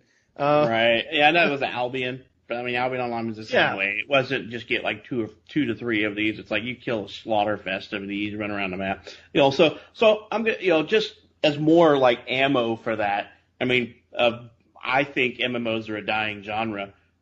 In unison, where does everybody go to get their MMO news? I go to MMO. MMORPG. Exactly. Everybody says the same thing. Do you know what MMORPG does now? They review non-MMOs. Yeah, they basically talk about all upcoming games. It used to be they didn't talk about anything if it wasn't an MMO. You used to be able to go to their website, get a list of the highest rated current MMOs, the highest hyped upcoming MMOs, and that's all they ever talked about. I mean, they had so much content it was coming out their ears, and now they don't have enough content, so they have to talk about upcoming games, recent games. They talk about everything that's not MMO related anymore. And MMOs, if you look at their website, MMOs are like, it looks like less than 1% of everything they talk about anymore because there's just not enough MMO news. And if you look at what their top 5 most hyped upcoming MMOs are, I'm interested in none of them. Maybe Ashes of Creation. But I'm interested in Ashes of Creation. I'm also interested in Blue Protocol. So you actually were interested in that one? Because I looked at it and I was like, meh. I mean, it's Bandai Namco, so right. It's going to be very much a Korean MMO, I feel. Oh, yeah. Oh, for sure. I hope it doesn't go total Korean, because, I don't like Korean MMOs. They're just grind fests, when it comes down to it. Blue Protocol is a Japanese game, so it's going to be like, in my opinion, a cross between JRPG and a Korean MMO, Grindfest that's really flashy and anime style, which I looked a little bit at it, but Bandai Namco, I have a love-hate relationship with them. Right. And then they got New World, of course, and then Lost Ark, which Lost Ark is just an isometric RPG, which I don't care about those. I mean, unless it's Diablo, I don't really care. And then Pantheon, that looks pretty good. It's very old school. Yeah. So that would be something we would, if we were to play it, we'd have to definitely play as a group because it's very group oriented. But it looks good. It's an open sandbox game, and that's Albion, that's all those, and I'm kind of tired of that type of MMO. But has it been in development for almost 3-4 years already? Oh yeah, it's been in development forever. Right. I mean, a lot of these games have. Like the game that I'm most interested in, isn't even listed on their top 5. The Camelot Unchained, but Camelot Unchained just went into beta this year, so not too long ago. So now it's been going on since 2014. I think they've been looking at trying to make that one. Right. Yeah. Like I said, I'm interested in that one. It's not even on their list, but Ashes of Creation, kind of. I'm kind of interested in that one. I'm not hyped about it. I'm not completely sold on it, but the information is still kind of limited on what's out there. It kind of is very much fantasy style, ESO style type games is what it reminds me of. Lord of the Rings, Elder Scrolls Online type stuff. Fantasy. Ashes of Creation. They kind of went and. So Ashes of Creation I think it was a Kickstarter or maybe a GoFundMe, and it was supposed to be this RPG by RPG lovers, blah, blah, blah, that whole scenario. And they were working on the RPG, the MMORPG portion of it, and then they came out with the Ashes of Creation, I can't remember what they called the different portion of the game, but it was a battle royale. where you basically fought, in an arena. It was a battle royale game. And they were really, that came out. I think that's still out. And, for a while, they were really pushing for that, particular portion of it. And they weren't really talking about the MMO at all. And I remember at that time, people were getting on the forums and messaging them like really mad, like saying, we don't want a battle royale. We want the MMORPG that we backed and that you said you were making. We didn't want this, battle royale. And so then they started like kind of stopped talking about the battle royale and started talking about the MMO again and started to bring out more development info about the MMO. Yeah, the apocalypse, the Ash of Creation apocalypse, I think is what you're talking about, right?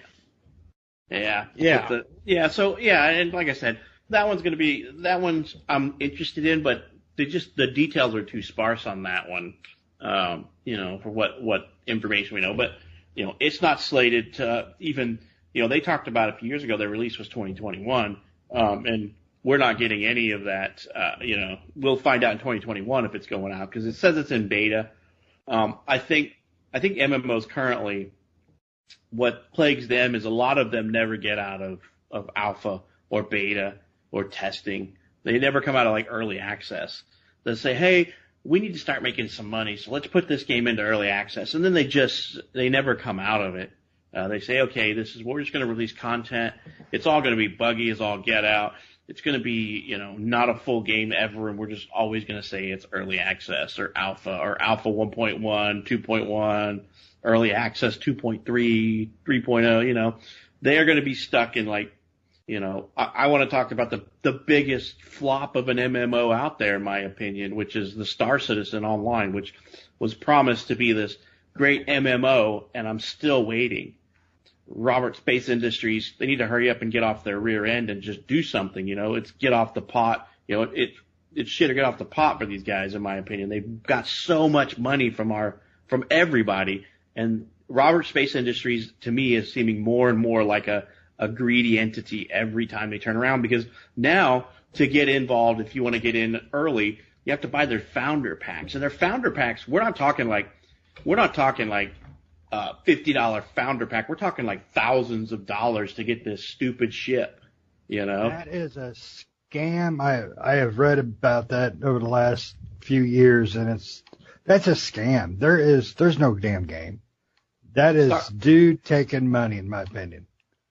Star Citizens, I think, do they still hold the record for the most funded game on Kickstarter?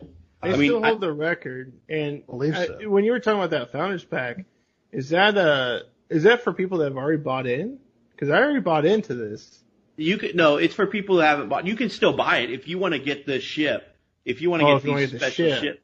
Oh, you can. Yeah, because their ship prices were insane. The ships that they were selling, they had the Gradius ship, which Gradius is an old NES game, old arcade game that I absolutely love. And I wanted the ship for it just because it was the Gradius ship. But, that was I think it was like $100 or something like that. Right. I ain't spending that money. For now, since I didn't buy in early on and I didn't do the Kickstarter, if I want to get in now, from my understanding, looking at the pledge store, the cheapest I can get in for is $100.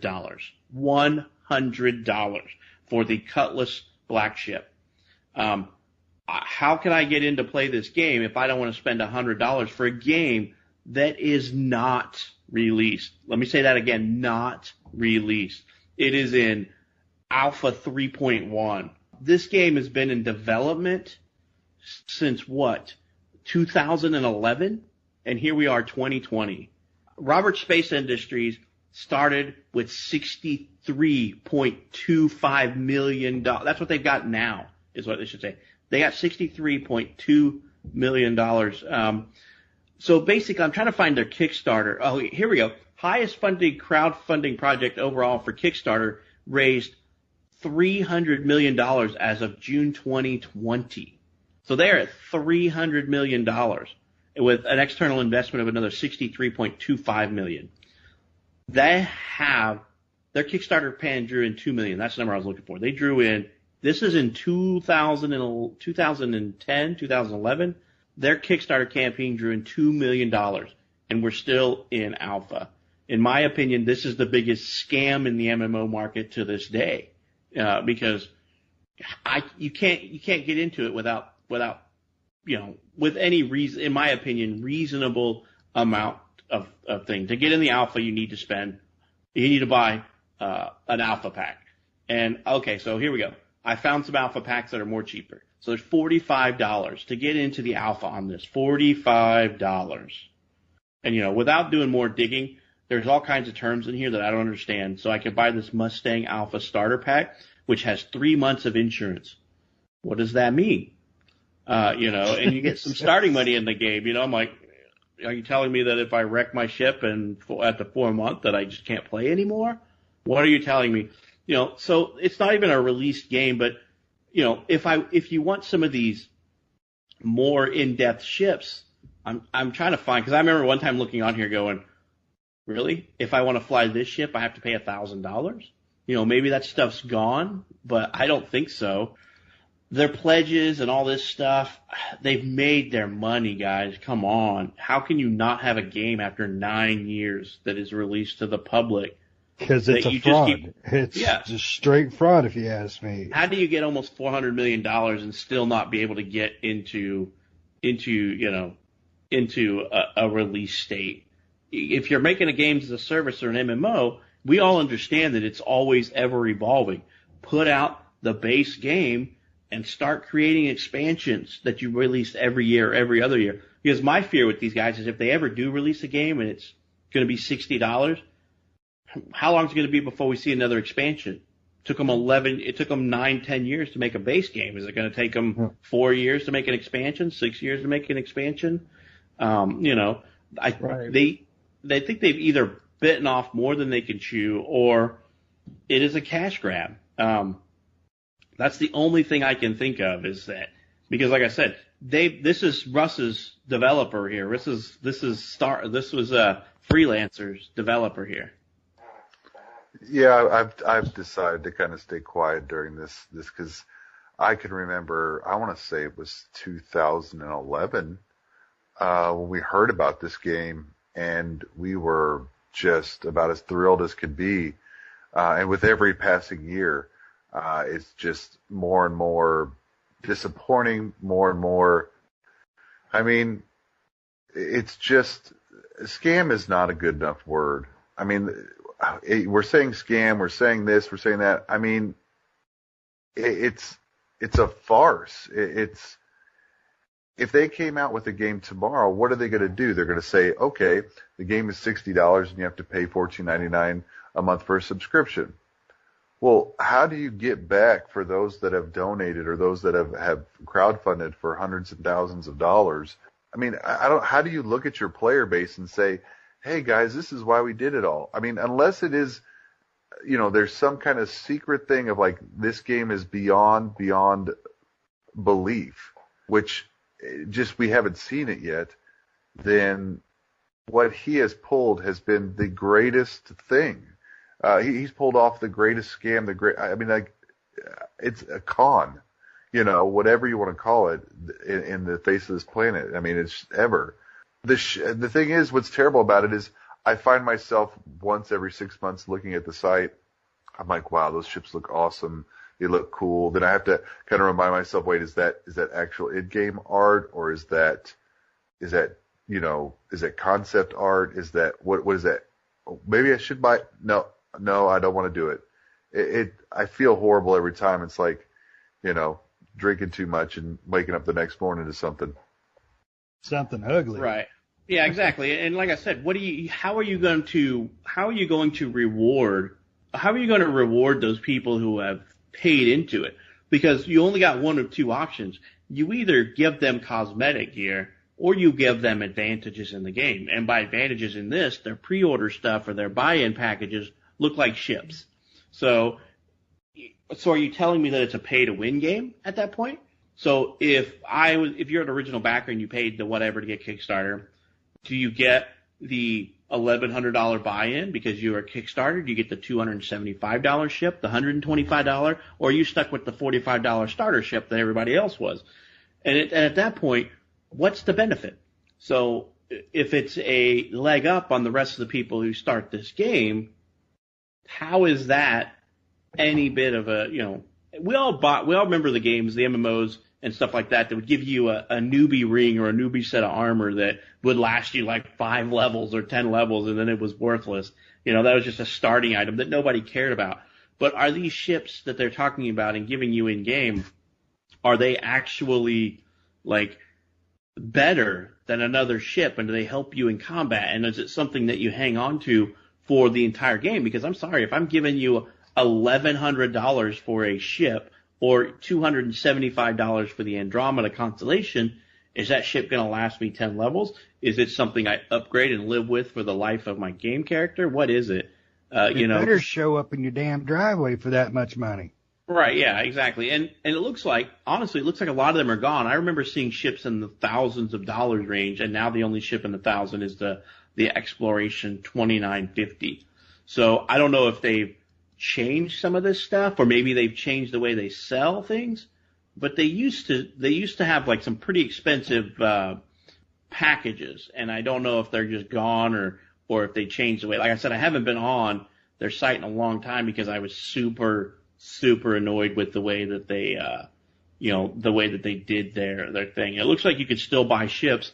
It's harder to see the price on them because I just went to their website and you can look at ships, and they break them down by ships that are less than $100, $100 to $200, $200 to $400, or ships that are over $400. So if you're giving the option for people to buy ships that are with real life currency, you're giving people a play to win. As that's how it sounds like to me. I mean, what do you guys think on that? Does it sound like it's pay to win? I don't think it can be anything but pay to win. I don't know. I mean, you guys know more about RPG, MMOs than I do, but I do know, I'm trying to make sure I, watch my words here. I do know bullcrap though when I hear it. I don't think that game will ever come to fruition. I think, I'm surprised. I bet if you look, there's already lawsuits about people wanting their money back, on this game, because I don't see anything coming out of it.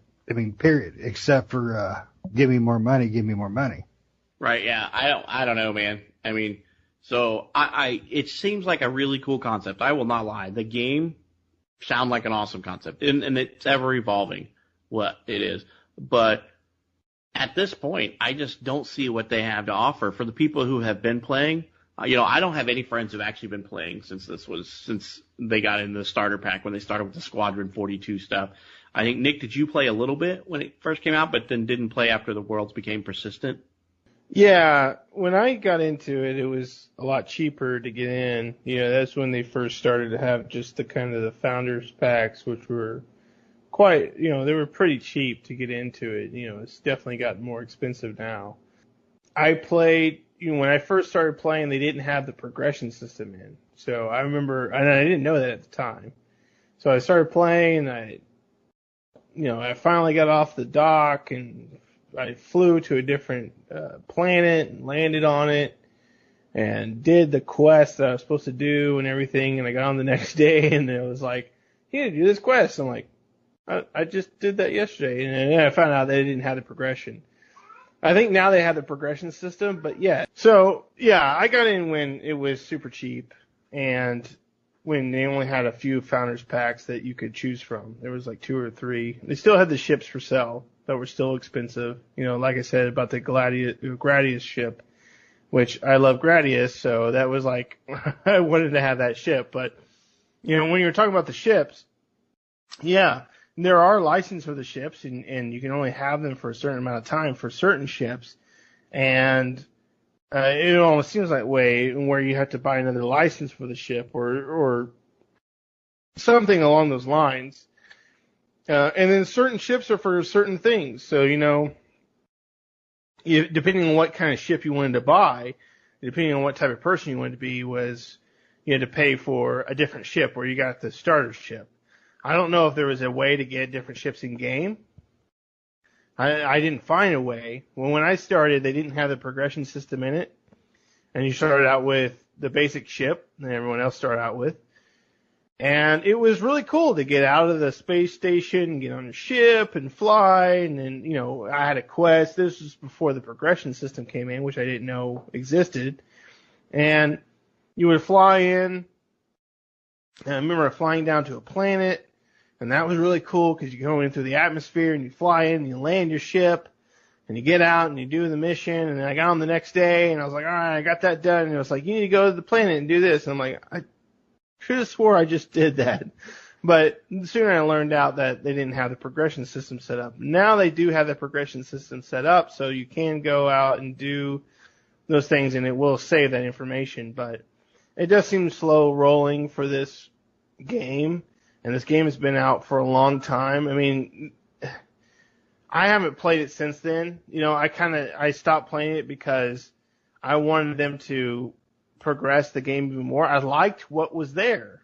I liked what was there as far as what they had going at that current time. I was like, this is cool. I like this. But they didn't really have a lot. They didn't have really much of the combat going on. They had a few guns that you could choose from, but there really wasn't much more than that. So apparently, they didn't have a lot of planets that you could go to. They only had like a few at the time. Now they apparently have a lot more planets, so it definitely seems like they are adding more stuff to the game.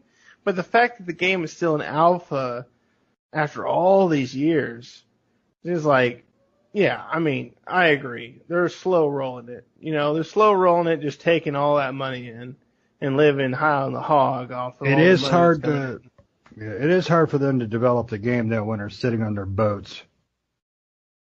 Yeah, when they're on their Right. yachts, you can't, poor internet access. Yeah. Well, yeah, The waves. And yeah, so I think games like this kind of help drive our loss of trust in companies like this. I mean, this is, when I talk about space and sci-fi MMOs, this is what I'm talking about. But, you get involved with people like this or game companies like this, and they don't produce anything in 9 years. But you give them your money and they produce these shorts and these things that you can get into. Because like this game has playable stuff and I've not played yet because I've been burned way too many times on alpha games or pre-release games to want to give them my money. And especially, it looks like you can get in for $45. I don't know if that's new, but I remember looking back a while back and you couldn't get in for that price, or at least I couldn't find it back in the day. But it looks like you can get in for $45 right now. But what am I getting for $45? I'm trying to read through this website. I'm having a hard time finding what is actually available to play. If I give them $45, what can I play? Am all I getting is the Squadron 42 or 48 or whatever the content is? Am I getting the PvP stuff? What am I getting now? So it's hard to tell by looking at the website what's available to play versus what's not. But games like this make you lose your trust in them, as that type of stuff. So, I hope it's not a scam. I hope these guys produce something, but next year they'll be in business producing a game for 10 years, for 10 years with almost $400 million in investment money. Come on. Spit something out already so that we can play. They have enough people who want to play, including myself, that if it came out and it was about for $60, I would give them my $60 to play and give it a chance. But the longer this takes on, the more weary I get of them. And, in all honesty, if it came out, I would probably really look at the forums and see what people are saying to see if it's worth them getting my money plus a $15 a month subscription or whatever else they come out with. But MMOs are becoming a rare dying breed, in my opinion. There's the big dogs that are out there, Final Fantasy, Guild Wars 2, WoW, EVE, the big guys are still out there. And then you get companies like, we were talking about getting EQ Next, and they basically just folded that up without as so much as an explanation. They released that stupid, building type game. I think that's what they called EQ Next, right? Was the building thing, and then we were supposed to get a new EQ game that never came out. You guys remember that one? Not really, but I don't keep up on the Yeah, MMO Next stuff as came much. out for it felt like a day and it was gone. It was hyped. They put it on PS4 even, and then it was gone. Yeah, I played the EQ Next building game. Yeah, it was the building thing. They were supposed to be It was like putting out. Minecraft, and I remember playing it, and it was neat. It looked nice, but it definitely needed a lot of everything, really. You know, it was very bare and basic, and it wasn't really that fun. You know. Well, and Pantheon is supposed to be like the spiritual successor to their game, but they were talking about an actual another EverQuest game, and that's what EQ Next was kind of like, hey, we're going to let you guys play with the builder that we use for this. And from what I understood, they were supposed to use some of the player-made stuff in their game. Like they had a contest where players could build a zone, and the best one they would use in the game somehow and stuff like that. And then, EQ Next was a huge joke, and everybody was like, this is garbage, guys. Come on, give us the game. And then next thing you know, they're folding up, The games, we're canceling this. And I'm like, okay. We don't get a whole lot of anything anymore for MMOs, and everything is coming out as games as a service, which I don't have too much of a problem with as games of a service, but, games as a service is a money grab. It's a cash grab for the most part if you don't have patience. Think of Star Wars Battlefront 2, and those type of games as a service. And then, Destiny 2 is not, they're not immune to this. They got all this cosmetic gear that if you want it, you either got to spend an enormous amount of time in the game, or you need to pay some real life currency for a chance to get these items, more in-game gambling, but games as a service. I honestly miss the days of a subscription-based game because I knew what I was getting. I didn't have to worry that, me, Nick, and Russ are playing. I don't have to worry that if I want to look like Nick's character, I need to go spend $50 in real-life currency so I can get all these loot boxes or boxes to get it, I would be like, okay, we're all going and running these dungeons and instances to try to get this gear together. I like the way that guy, it's the whole thing in WoW. When I played WoW, we'd be sitting around in 40-man raids, and I'd be like, man, that guy's armor set looks cool. Let me go inspect him and see what it is. I wouldn't have to worry that he's wearing something that he paid real life money for to get, and I miss that. I hate having to say, if I want to get this stuff, I have to pay $20 for this instant gratification. And MMOs are going that way because WoW's not immune to it neither. They have these cosmetic pets and mounts that the only way you can get is to pay real life currency for it. And, and I'm so tired of that because that's double dipping there. WoW charges you $15 a month and then says, hey, you want this cool little celestial tiger mount? You need to pay an extra $20 to us and we'll give it to you. We'll donate $2 to this charity, but, it's for charity. Right. And Final Fantasy 14 does the same thing. Mog Station, they have outfits and, pets and stuff like that you can buy just through the Mog Station. Of course, they're all cosmetic, just like WoW is. But yeah, if you want those things, you have to pay real money for them, and some of them are expensive. With going back to Star Citizen real quick before we go back, in the Mustang Alpha starter pack, which is the $45 pack, you do get the Mustang Alpha, which is the starting ship, basically. It's the very generic ship. You get 3 months insurance, which I don't know what that means, but it does give you the game. So you do get to play the game. Now, that doesn't give you the Squadron 45 because that's a single-player experience. That's a single-player game that they decided to make off of this MMO to basically make more money, right? And that's one thing I hate about, and Ashes of Creation did the same thing, with the Battle Royale. And Star Citizen did the same thing. For a while there, they were just talking about Squadron 45, which was a single-player experience. And people were like, that's great and all, but we paid for an MMO, not for a single player game. And the same thing with Ashes of Creation, it's like we paid for an MMO, not a battle royale. See, and there's something else. I thought Squadron 42 was part of. No, it's a single player. Oh my god! Experience. And it's not even released too, right? Yeah, it's currently under development. Squadron 42 currently under development. So $45 for Squadron 42. And $45 to get into the actual game. So $90 for an unfinished, unproven product. Yeah, I mean, that's Absolutely ridiculous. It is. It's like meeting a person online and never, ever, ever seeing their face, hearing their voice, but giving them some money. We're getting catfished here, guys. Next thing you know, There's going to be another $45 entry point. Hey, while we're working on these other two things, we put out this battle royale game style dogfighting game. It's still in development, so we're going to call this one Early Access 0.10. But you can pay $45 to get in now and start playing and beta test this for us. So pay us to beta test our games, guys. These guys. The more and more I hear, the more and more I'm losing faith in them as a company. Robert Space Industries as a company.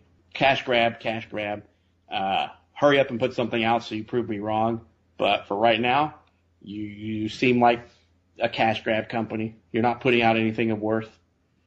Hey, Prince Ali needs your bank account information, and you'll get that inherited money in no time. Right. Yeah. So yeah, I think. I mean, what do you guys think? I think MMOs are a dying game because everything is trying to go out games as a service because they've proven they can get more money as games as a service rather than an MMO with $15 a month subscription. Because an MMO gets $15 guaranteed $14.99, which $15 or $9 to $15 a month. They're all different prices, but $9 to $15 a month to play, but these games that are games as a service, they have all these microtransactions and they've proven that they can get players to spend, $20, $30, $50 a month on this stuff. I think the instant gratification will be short-lived. I bet if you take a company like WoW or EVE or if Robert Space Industries can get off their butt and get something out and start charging $15 a month, in the long run, they probably get more of your money because the people who are going to pay for the microtransactions are in and out in a month or two and they're done. They're never coming back. So you're going to get that $20 or $50. But if you were to get a player for a year at $15 a month, that's a lot more money in my opinion. Yeah, I think MMOs are a dying breed. I have to agree with you. I wish they weren't. I love MMOs. I love to play them. And, really, I play Final Fantasy here and there, but I am looking for that next MMO. I want that next MMO just to wow me because as much as I love Final Fantasy 14, even with their expansions and the monthly content and stuff like that, which are really great, they are. But I also, I would probably, even if there was another MMO that really wowed me and really got me into it, I would probably still play Final Fantasy 14 as of now because they do put out great content. But I do want something in a different genre. Kind of what we were talking about at the beginning.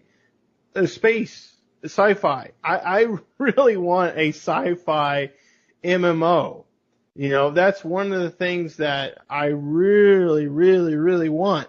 I think the last one besides the one we've been talking about, Star Citizen, the last sci-fi MMO was probably Anarchy Online?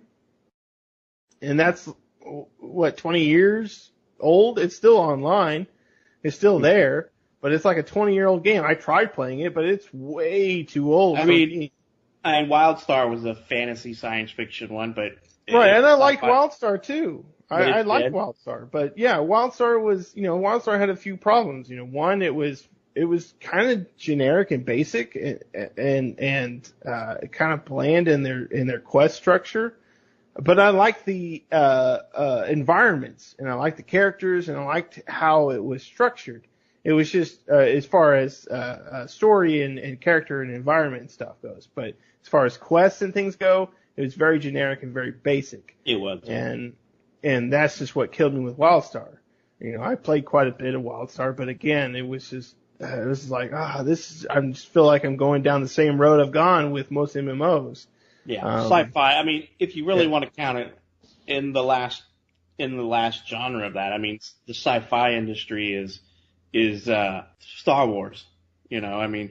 That's probably, the Star Wars, The Old Republic is probably one of the dominating factors of that genre, So, there's not a whole lot that comes out in the sci-fi portion. I don't know. Sci-fi seems to be a hard hit or miss. We had, what was that one that came out with the television show Sci-Fi? What was the name of that one? Oh, that was, I liked that one. Oh, but, God, I know the one you're talking about. Had all the arc falls and stuff in there. It reminded me a lot of a sci-fi version of the one Russ talked about earlier with all the portals that open up and you have to close them.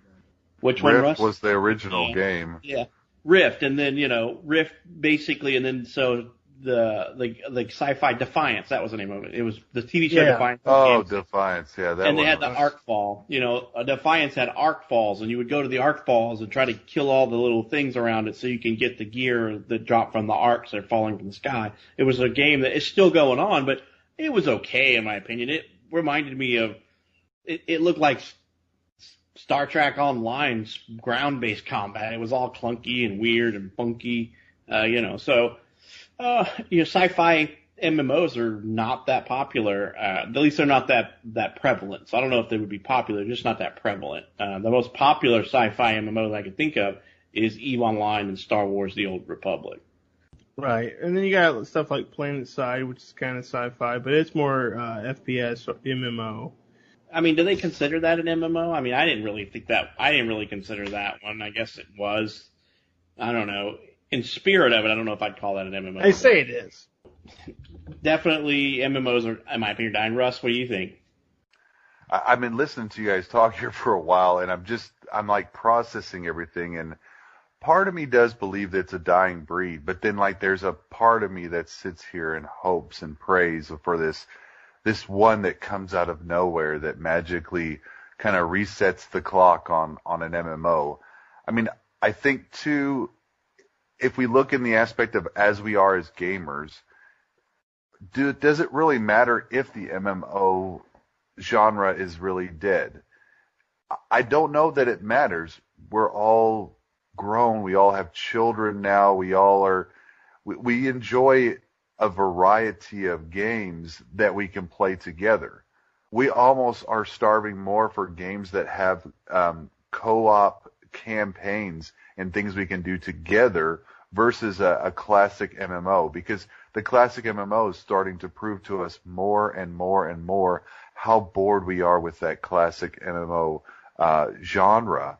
So, I mean, maybe it's a dying breed, but maybe if the gaming community, the developers out there of the world made more games that had more campaigns that worked together, that we worked together through campaigns, maybe that would kind of feed that need for that MMO. But as it is right now, I mean, I think the statistics, the way they're releasing right now, I think that all proves to us that it is dying. It is going away.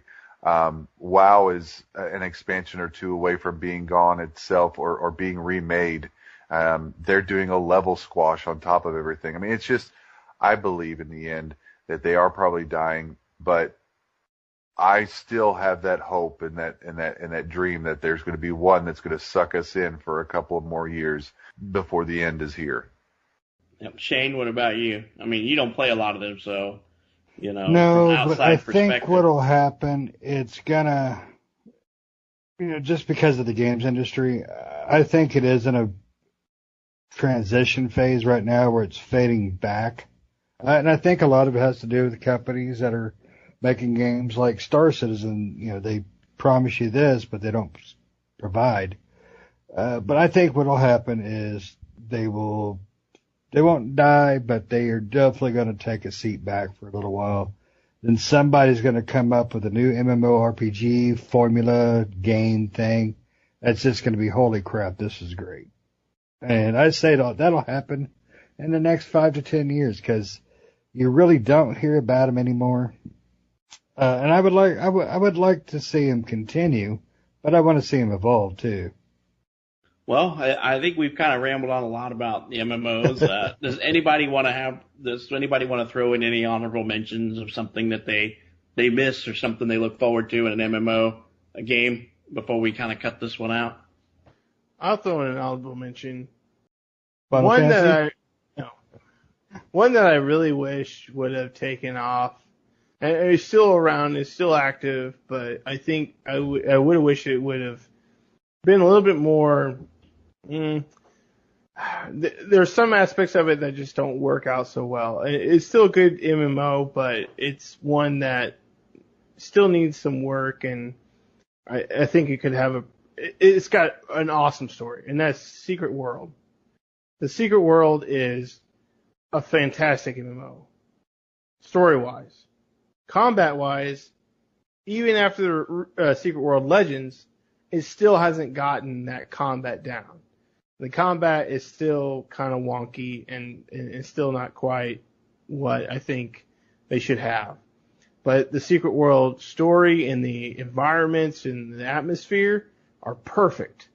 So if they could take that game and just kind of rework again, which they've already done once, rework again the combat and really make it shine, I think the Secret World would be an awesome MMO to play. So, yeah, that's what I enjoyed. I remember we played the beta or something on that.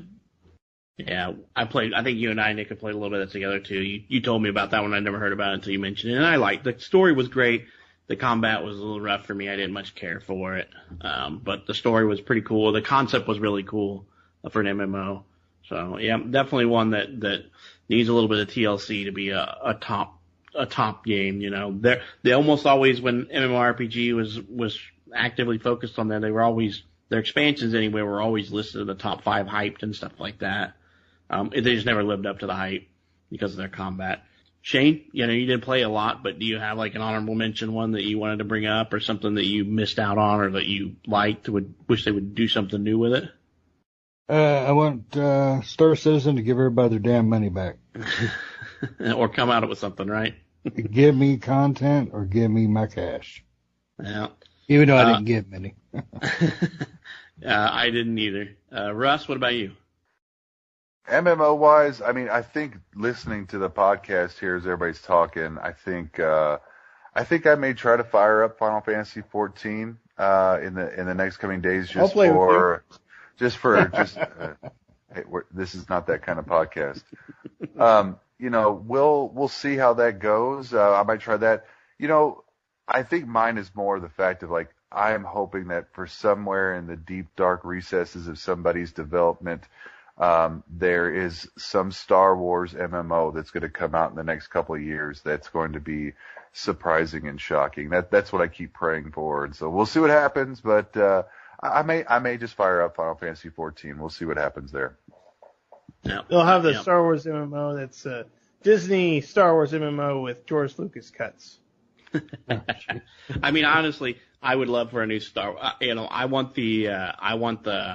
I liked Star Wars: The Old Republic. I want it to die, and I want something new to come out to take its place. That's really an MMO that's just amazing. With today's technology, there's no reason why we can't just have an amazing MMO based off of the Star Wars world, the universe, and just kill Star Wars: The Old Republic. It's outlived its usefulness. It's a single player game that masquerades around as an MMO, and it's a cash grab at this point with the way they've locked everything behind a paywall. For me, I love the space-based MMOs. I really wish that they would do something like kill off Knights of the Old Republic or kill off Star Trek Online. Star Trek Online was a very interesting concept to me. I remember playing it before they added the ground stuff, and I was like, this is kind of fun. Combat sucks, though. When it was first in the beginning, it was really fun. I remember you could pick like 3 different types of captains, and they would basically have 3 different types of ship, like the Explorer, the Combat, the Engineer, and each one of them did different things. Like the Explorer had ways to weaken the enemy and strengthen your team, and the Combat Tactical Captain would do more damage, and the Engineering Captain had ways to brace themselves to be like the tank. It's kind of like the Holy Trinity in spaceships when you played. Because there was fun stuff. I remember running in big giant raids to take down the crystalline entity, and that stuff was fun. It was just, there was not very much of it. It was kind of lost. A lot of it was lost in translation. So I really want that next big sci-fi space MMO. Star Trek Online was fun until they did the ground-based combat. And then the ground-based combat came out, and everybody ran like they were orangutans or gorillas with their knuckles dragging on the ground and stuff. It was just really weird. And they never really recouped from that, in my opinion. They seem to be a pretty popular freemium game, but they just never got what they needed. So I want a really good sci-fi MMO that's in space. I really want something like that. And, The space combat's not necessarily all it needs to be. It doesn't need to be cracked up to just be space combat. There's exploration. There's, all kinds of stuff that you can do with that type of genre. So, that's what I want to see. I think MMOs, we could probably go on for hours and hours and hours, but we probably need to put this topic to bed at some point. So, with Star Trek Online, the space combat for me was horrendous. I think the ground stuff, not even the ground combat, but just when you were on the planets was way better in my perspective. And I felt all the ground combat was super. The ground stuff was all wonky. The space stuff was so boring. It just depends. Like I remember running combat was boring. I remember playing as the engineering captain, and I would just basically be in front of my group, and I would just basically plow through a group of enemies. So I would maybe I was playing it wrong. Yeah, I would just basically like power my shields, plow through there, and then do like a tachyon dispersion, which interrupts everybody's shield and basically makes them focus on me. And I would just fly circles around the group and directing my shields to where I was keeping them at. So I would keep them on my left side, and I would just strengthen the left side shield while my team just picked them apart.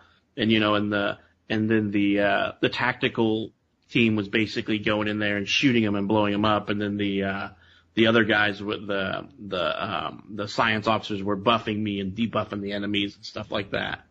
So, good. I want something like that. Right. Yeah. So. I wish the genre would redo itself. I think the genre has got a lot of life in it, and I think it could become something cool, and I hope it becomes something someday. Cool. So I think that's probably the end for this topic. Shane, Nick, Russ, you guys got anything you want to add? I just want everybody to know I am taking donations. Once I hit the 400 million mark, I am going to produce that game that Patrick wants. Good luck. I don't think anybody's going to get that after what RSI did to everybody. No. So basically, we want to thank everybody for joining us on this episode where we talk about MMOs. Like I said, we can probably talk about this topic forever, but we hope you all have a good rest of the night, and we will catch up with you on the next episode.